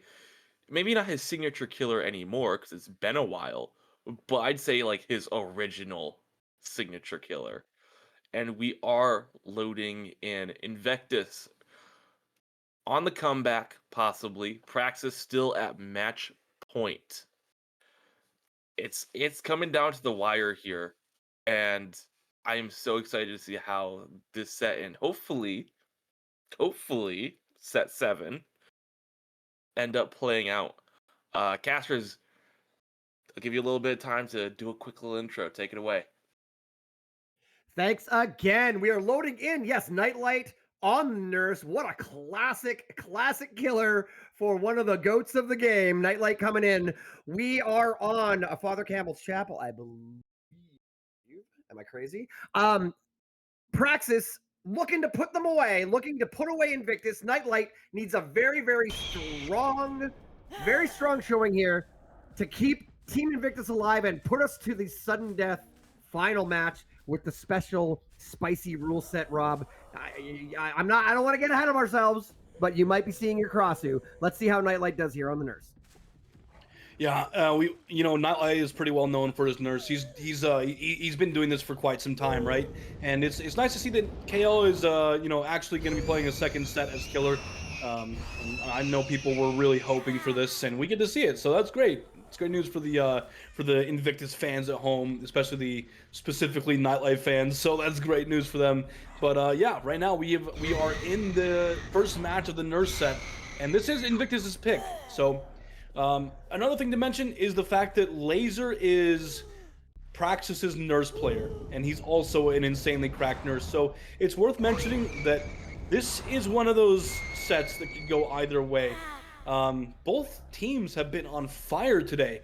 I feel like it's worth mentioning that in Season X, Oracle, which is a large... Jeez. What was that blink? That was like the blink got swallowed up by the wall, but it didn't matter anyway because V1 was doubling back and we got hit anyway. Sorry, you were making a point, but crazy blink there. Keep going. Yeah, Oracle, a large portion of the current team, current roster of Praxis, they placed what I believe fourth or no fifth in Season X, the previous tournament before AHL, and now we're seeing them in going head to head in the winners bracket here against Invictus in all AHL. So this is incredible news for Praxis. They're on fire today. Oh my goodness! We greeted. Okay, so we greeted because we wanted to get into that 3-gen, but as you saw right there, Zaka finishes that generator near the shack. So that getting that hook in that particular position that almost wiggled wound up not mattering as much. We managed to get that generator done. That first down came in at 1 minute and 36 seconds, and that was purely due to the incredibly good stealth play by Team Praxis. Great job staying unseen for as long as possible. They managed to get a generator done in exchange for their first hook.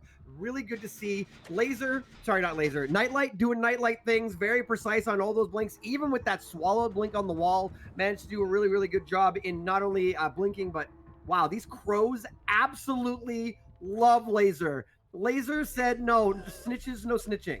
My goodness, two crows. Bro's been visiting the pet shop recently. Birds on his, they're like on his head and they're not flying. That is the crazy. I've never seen that before. That is wild. That's why. I know, but it's still the chance, It lowers the chance. It doesn't make it impossible. Anyway, it's crazy. We're gonna get that unhooked. Looks like maybe at the last second. Great job. Great trade here, and we're gonna get a belly up hopefully. Oh wow, yeah, we do. I think we are gonna be seeing belly up here.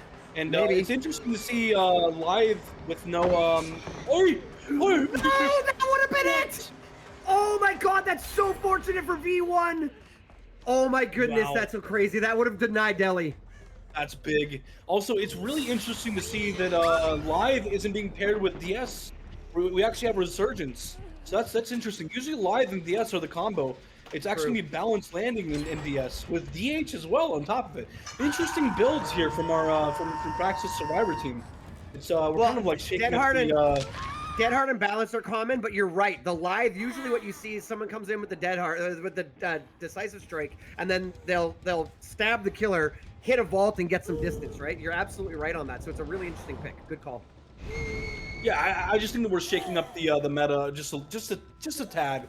It's interesting. I'm kind of really liking what I'm seeing here. But we are gonna plot twist. Zaka's gonna be like, yeah, you're gonna want to pick me, bro. You're gonna want to pick me. He's gonna have to, unfortunately, for Good for timing. Look Nightlight. at that great play by the Oh survivors. my goodness, that was perfect. And Resurgence getting full value there as well. This is beautiful teamwork from Praxis here. Excellent job. That's why Resurgence is so good here. Fantastic. Yeah, so for everybody who kind of isn't entirely keyed into what just happened there, Zaka took chase, went edge map, and plot twisted. If you leave Zaka plot twisted on the ground, you're going to basically throw that hit away and they get up full health. The flip side of it is somebody was standing right beside V1's hook, ready to unhook the moment Zaka got picked. V1 gets unhooked, gets healed up using Resurgence, and now suddenly your tunnel out is gone, and Zaka plot twists again. So we're gonna get that unhook comes in, and that's gonna be healthy. Laser is our Delhi survivor. This is lots of stuff is going really well here for Team Praxis. My goodness. And the gen progress on this gen as well, it has just so much progress on it. Like this is insanely good progress, and just overall really good macro from our survivor side of Praxis here. Yeah, Zaka's gonna be able to pick himself up full health pretty soon, if I'm not mistaken, and Laser's just gonna get away with overcome, some really good distance. But even if he goes down here, which he does, he has deliverance. So like we're in just the best spot here for Praxis. This could not be any better. Just got up! Oi! I was gonna say Zaka literally got up the second the pick came in, and Zaka got hooked on this hook, so Zaka was nearby. That was almost a palisade. That was wild. I was sitting there like biting my nails because I knew Zaka was nearby with plot twist there. That was crazy. The hook comes in, Laser will be able to get himself off, but still great effort by Zaka. You can see this. We're getting explosions over here. That's our Call of Brine. Great perk. Really love what that behavior has buffed that perk. I feel like it's a really strong. It's in a really strong place right now. Not overpowered, but strong enough to be worth picking. We get Pop Goes the Weasel on that, so now we're down. We're still down to 2 gens. Half progress on this gen. I don't know if we have much progress on any other gen. A little bit here. Put some eruption down. We've got a fresh hook on everybody but Ward. Nightlight is in a really key position right now. We got to get somebody out of the game, hopefully, but the survivors are doing a really good job of making that not look appealing to the killer. So really good job so far by Team Praxis. Again, Nightlight's microplay, great chases, but the survivors are doing what they got to do. Go die in the right spot. You see Ward here, go back down to Shack where there's no generators. Go die in the right spot. Really good play. Oh, what a stun from Ward! Oh my goodness! Oh my gosh, what an insane stun. Almost pulled that off as well, the Pallet Vault, just to kind of mess with Nightlight there. We've been at a stalemate on 2 gens remaining for quite some time now. Usually like the point of time where we start seeing all the gens slow down is around 2 gens left. But we're about to pop the 4th gen, it looks like. We're doubling it with V1 and Zaka. V1 is Death Hook as well, so this is potentially going to be I don't even know what to say here. It's possible we find V1 and get our tunnel out before another gen pops, and then maybe we put a lot of pressure in the V1. But this gen split is ridiculous for any killer, even Nurse. This is just a masterclass in Survivor against Nurse here. But we do have all of our fresh hooks, and V1 is Death Hook as well. So, you know, it's not like Nala is doing bad or anything, but at the same time, this is just incredibly well played by Praxis. And waiting on the DH! Well done, Nightlight. That was amazing. Great job, Zaka, with the dead hard, but unfortunately, Nightlight on the second blink even, not even on the first blink, waits long enough, waits till the last second before the fatigue comes in, gets a full distance lunge down Zaka, so we're gonna get second hook on Zaka here. It's important you noted, like, Nurse is actually a very immobile killer. I don't know if a lot of people realize this, but if you were to walk one end of the map to the other as Trapper in a straight line, and you were to blink on cooldown as far as you can as Nurse, Trapper will actually make it there about a second faster, depending on how, depending on the size of the map. But Nurse is very good over short distances. Over long distances is actually slightly slower than a 4.6 killer as far as getting from one end of the map to the other. So this gen split, like you said, Nurse is not as mobile as people realize. because she moves 3.8 meters per second, and because she goes on fatigue from her blinks. When she's trying to cross big long distances, she's actually slightly slower than your 4.6 killers. Yeah, Looks it's like we're really just good. camping out Zaka here, by the way. Sorry, yeah. And it's really good that you mentioned that, right? Like her 1v1 is like the best in the game. There's no contest at all. It's the best in the game. But her mobility makes her a little bit more difficult to deal with. And Laser's here to actually get a pull. We do actually get it. Zaka's just gonna live, looks like. And Laser, pull! It all by gens. What? Insanely well played by Praxis. The locker being forced there was great by Praxis and by Laser. Oh my gosh, what do I even say about this, Andrew? Yeah, going back to what you said earlier, Nurse's 1v1 is the best in the whole game. Her mobility is where it suffers, and that's why I think that Blight is the #1 in the game, and where Nurse will struggle in contests with Blight. Okay, this is really interesting. So we found, sorry, I'm like speechless. We found Ward there, which is worth the most amount of hooks. But they managed to get away. We had a bit of a miss blink there by Nightlight, and as a result, we went for V1 we gave an injury to quicker. Ward is going to get away, and we managed to get Laser off a hook. Laser is beelining for Shaq. Likely makes it, yeah, definitely makes it to the hatch. I don't think we can get here in time. Yeah, she's gonna have Nurse needs a little bit of a break over there in that tile. What an amazing match, Rob. That was fantastic. That's gonna end up, oh my goodness, take it away. I lost track of the hooks there for a second. Yeah, I believe it's 9 stages for fresh, because we had 3 outs with everyone death hook and 1 survivor dead. So I believe that's 9 stages. 8 hooks. Ward was 2 out the door. It was 8 hooks. Sorry. Go ahead. Oh, my bad. Yeah, 8 stage 4 fresh. There we go. Spreading misinformation again. My bad, guys. 8 stage 4 fresh. Yeah, insane result by Praxis here, but that's not an entirely horrible win condition set by Nightlight. I mean, you got a lot of stages on the board. Everyone was hooked at least once, but most were hooked twice. And yeah, I mean, honestly, really solid stuff. But before I yap too much, let me pass it over to the analysts. Take it away, Will and Flightless.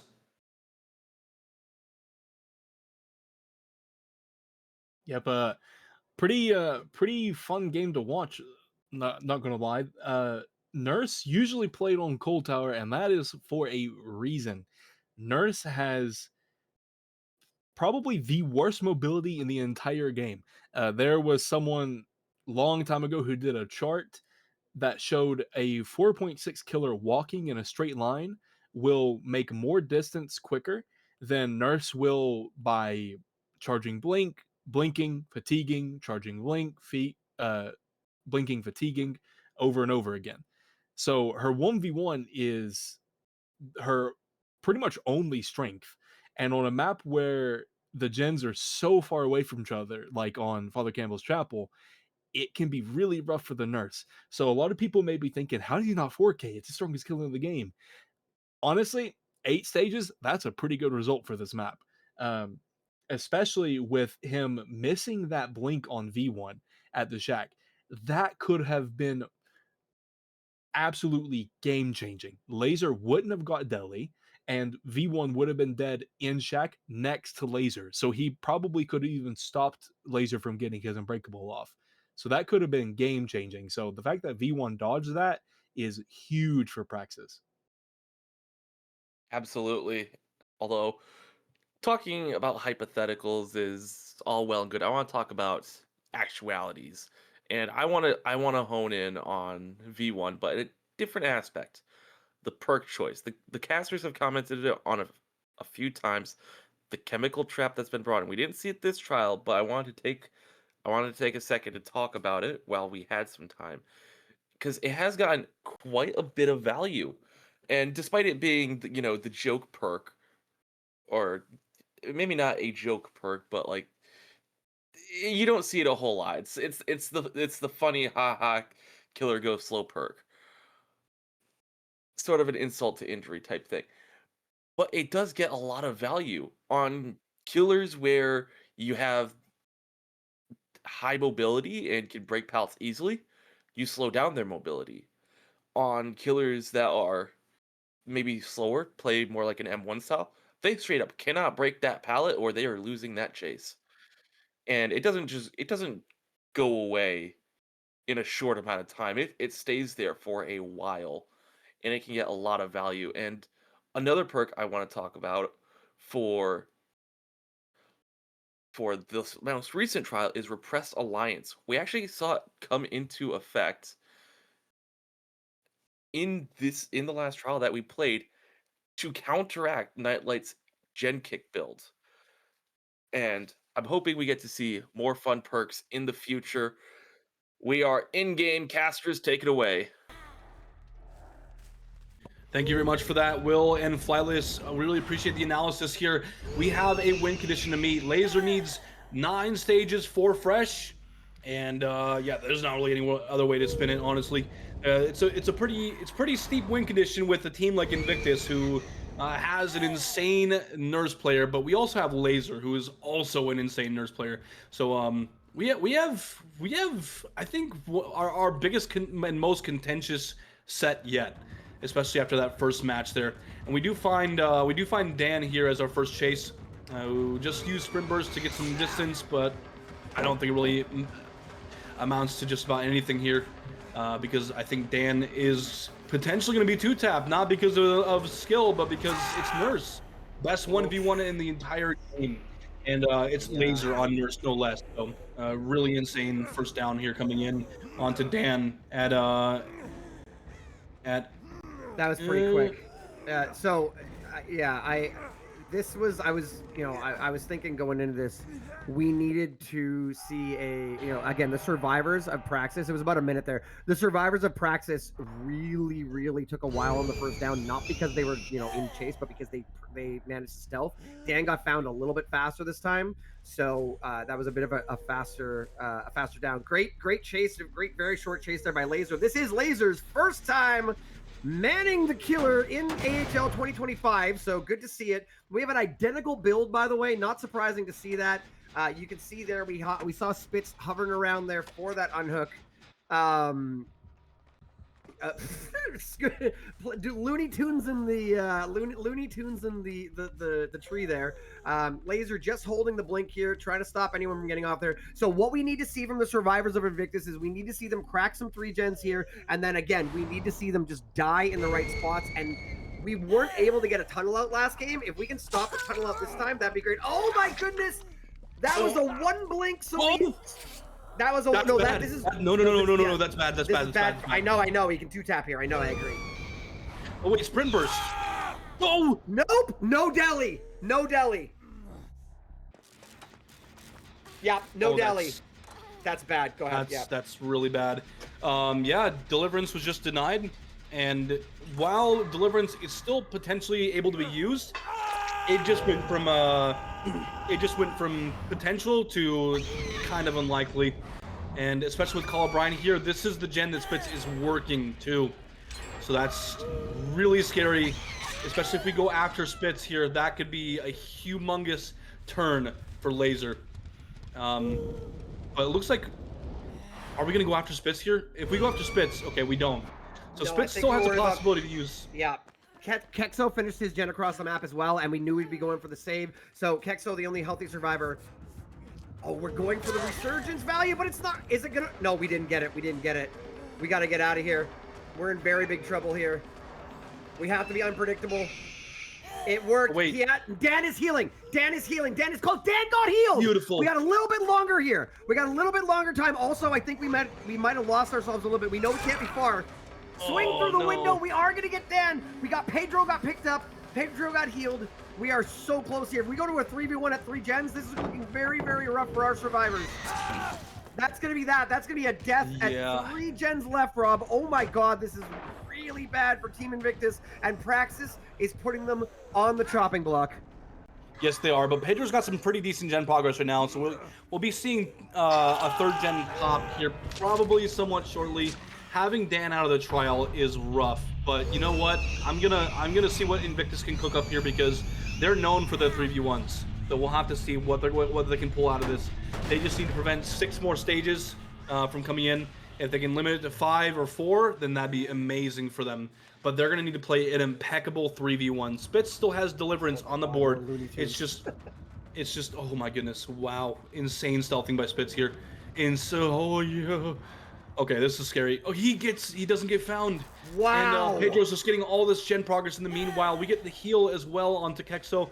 Oh my gosh. Oh, see, and this is what I mean. Have some faith in Invictus, right? Because I'm not just talking to you. I'm talking to the audience in general. Sure. No. You're right. I'm not counting them out. You're right. Invictus is known for their 3v1s. Like this is already an insane bounce back for Invictus. Aiko makes a really good point in our, I got a note from behind the scenes. That was some controller value with the incredibly smooth, slow movements around that tree. I don't know if Spitz is actually on controller, but that sure looked like a controller move because that was some very slow walking. Like 10 out of 10 stealth play by Spitz. I haven't paid too much attention to the generators. I know it looks like we've got main gen, the gen by Shaq, the gen over here where Dan died. There's still 2 in the carnival, which is going to make it kind of rough. Even if we can kill this far gen, which looks like it is the one with progress, even if we can kill this far gen, it's still going to leave a generator connected to main building. It's going to come all down to this. It's going to come down to this because of how precise lasers blinks have been, Rob. It's going to come down to the stealth game, and so far 10 out of 10 for Invictus stealth. This is so close. Yeah, this is really good, but the only problem is Call O'Brien's going to be extremely crucial in this 3v1, and I'm sure that the survivors of Invictus know this, but right now that gen that Pedro has a lot of progress on, if he is to get a good skill check on it, he's going to be found. No! Spitz gets found. He has Deliverance. This is bad. That's unfortunate. Yeah, that was it's so unfortunate. Spitz was trying to hide in a spot that he wasn't in last time. Which can pay off, but at the same time, I think we got away. Okay, I think we fatigued there. Trying to hide in a different spot, but unfortunately that hill is such a good, spot to watch. We need to live long enough to not get eruptioned. It didn't happen. So we're going to take a little bit longer here to complete this. Pedro's going to take a little bit longer to complete the deep carnival gen. We will get it done, but unfortunately that is going to delay everything, and that just every second counts at this point. My goodness. Yeah, that's kind of rough, right? Deliverance is no longer in the game. It's gone, and that's a very, very big perk to have out of the game for any team. But I mean, that being said, that's only the 4th perk here. Nope, spotted. That's rough. That is so rough for Kexo. Gets found, but we do get the pull. Oh no! It's just gonna be back and forth trades at this point until we meet the win condition, I think. And that's tough, honestly. That is really tough. Spitz does have dead hard, and the man's known for having an insane dead hard. And yeah, unfortunate for Pedro, doesn't make away from that. So now everyone is injured against Nurse in this 3v1 with 2 gens remaining and a very, very tough win condition. A nice attempt from Pedro. That blink! I gotta point out, I'm so sorry. That blink was so perfect. You saw Pedro crouch there, hoping that the blink you'd over blink, but laser blink perfectly to that corner. In case they doubled back, they'd be in position to swing, and because they didn't double back, they had perfect line of sight to see what Pedro did around that corner. That was fantastic. This is looking like we're going to be seeing Praxis in the finals on the official Dead by Daylight Twitch channel. As was announced earlier today, it looks like we're going to be seeing Praxis. I'm not counting it over yet, but we're looking like Praxis is going to make it to the finals. Invictus is going to have to go to the lower bracket and put some work in to try and make it back to the grand finals here for the AHL 2025. We are getting down to the last few seconds of this matchup today, Rob. Yeah, it's looking kind of crazy. We do actually get the unhook as well. Someone was stealthing here for the save. We do actually get past the body block, so that's great. We just forced his blink to get kind of sucked up. That was pretty nice by Pedro. So we get out of that basement, not exactly scot-free, but we limit the punishment for it. So that's great by Invictus. Every little recovery here might count for something, because We still have a few stages to go before we actually get to the win condition. And if Invictus is able to make a reset happen here without getting found by laser, this would be insanely, insanely good for Invictus because they need every little thing they can get here. I mean, it's not technically over yet. Like, we're at 5 hooks right now. It's not technically over, and we have gone a little while without a hook, but, I mean, I can't see a world where laser loses this. But also, crazier things have happened, I guess, right? I felt like I was counting it up because it looked like we were coming down to the dying seconds of the match, and they have recovered a little bit. I cast a curse you, Pedro. I'm sorry, friend. I apologize. And I've been DS mean to is Pedro gone. today. I've been mean to Pedro today. I gotta. Terrible. Yeah, that was just rough.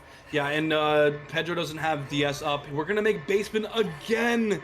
Oh no, you have to get away from this main building. You cannot die here anymore. This is a horrible position to be in a 3v1 with 2 gens remaining and a win condition of 9 stages for fresh.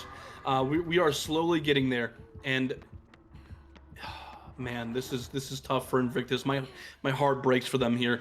If Pedro can somehow force DS here, that would be the best possible thing to have happen right now.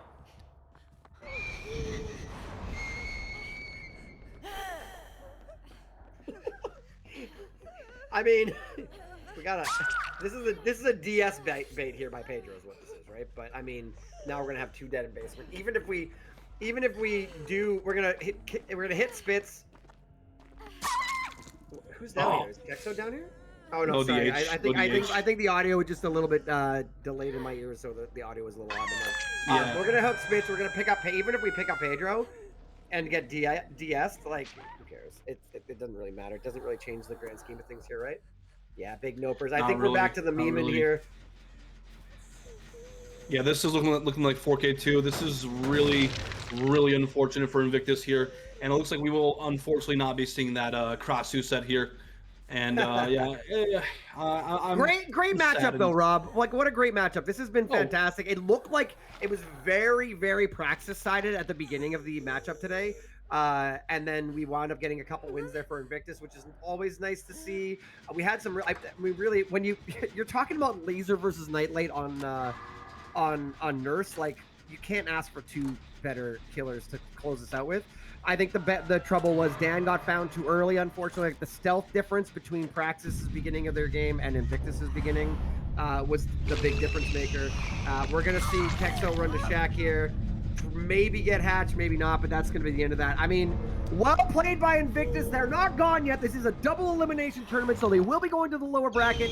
They will be the final of the lower bracket, I believe, next weekend. Don't quote me on that because I might be wrong on that. I don't want to spread misinformation. I believe that's what's going to happen. Anyways, and then we'll be facing Praxis will face whoever wins the lower bracket. So we may see this replayed in 2 weeks. But for now, that's going to be that. Rob, it's been a pleasure. I'll let you pass it back to the analyst desk, but I want to say thanks, everybody, for tuning in. What a great, congratulations to Praxis. Invictus, we're not done with you yet, and great game played by all. Yeah, what an insane matchup, right? Praxis just on fire today. Holy moly, guys. This was insane for Praxis. But you know what? I'm going to go ahead and let the analysts take us out here. But man, wonderful, wonderful matchup today. Huge for competitive DBD. Yeah, what a matchup today. Thank you to the casters for that wonderful announcing in our ears.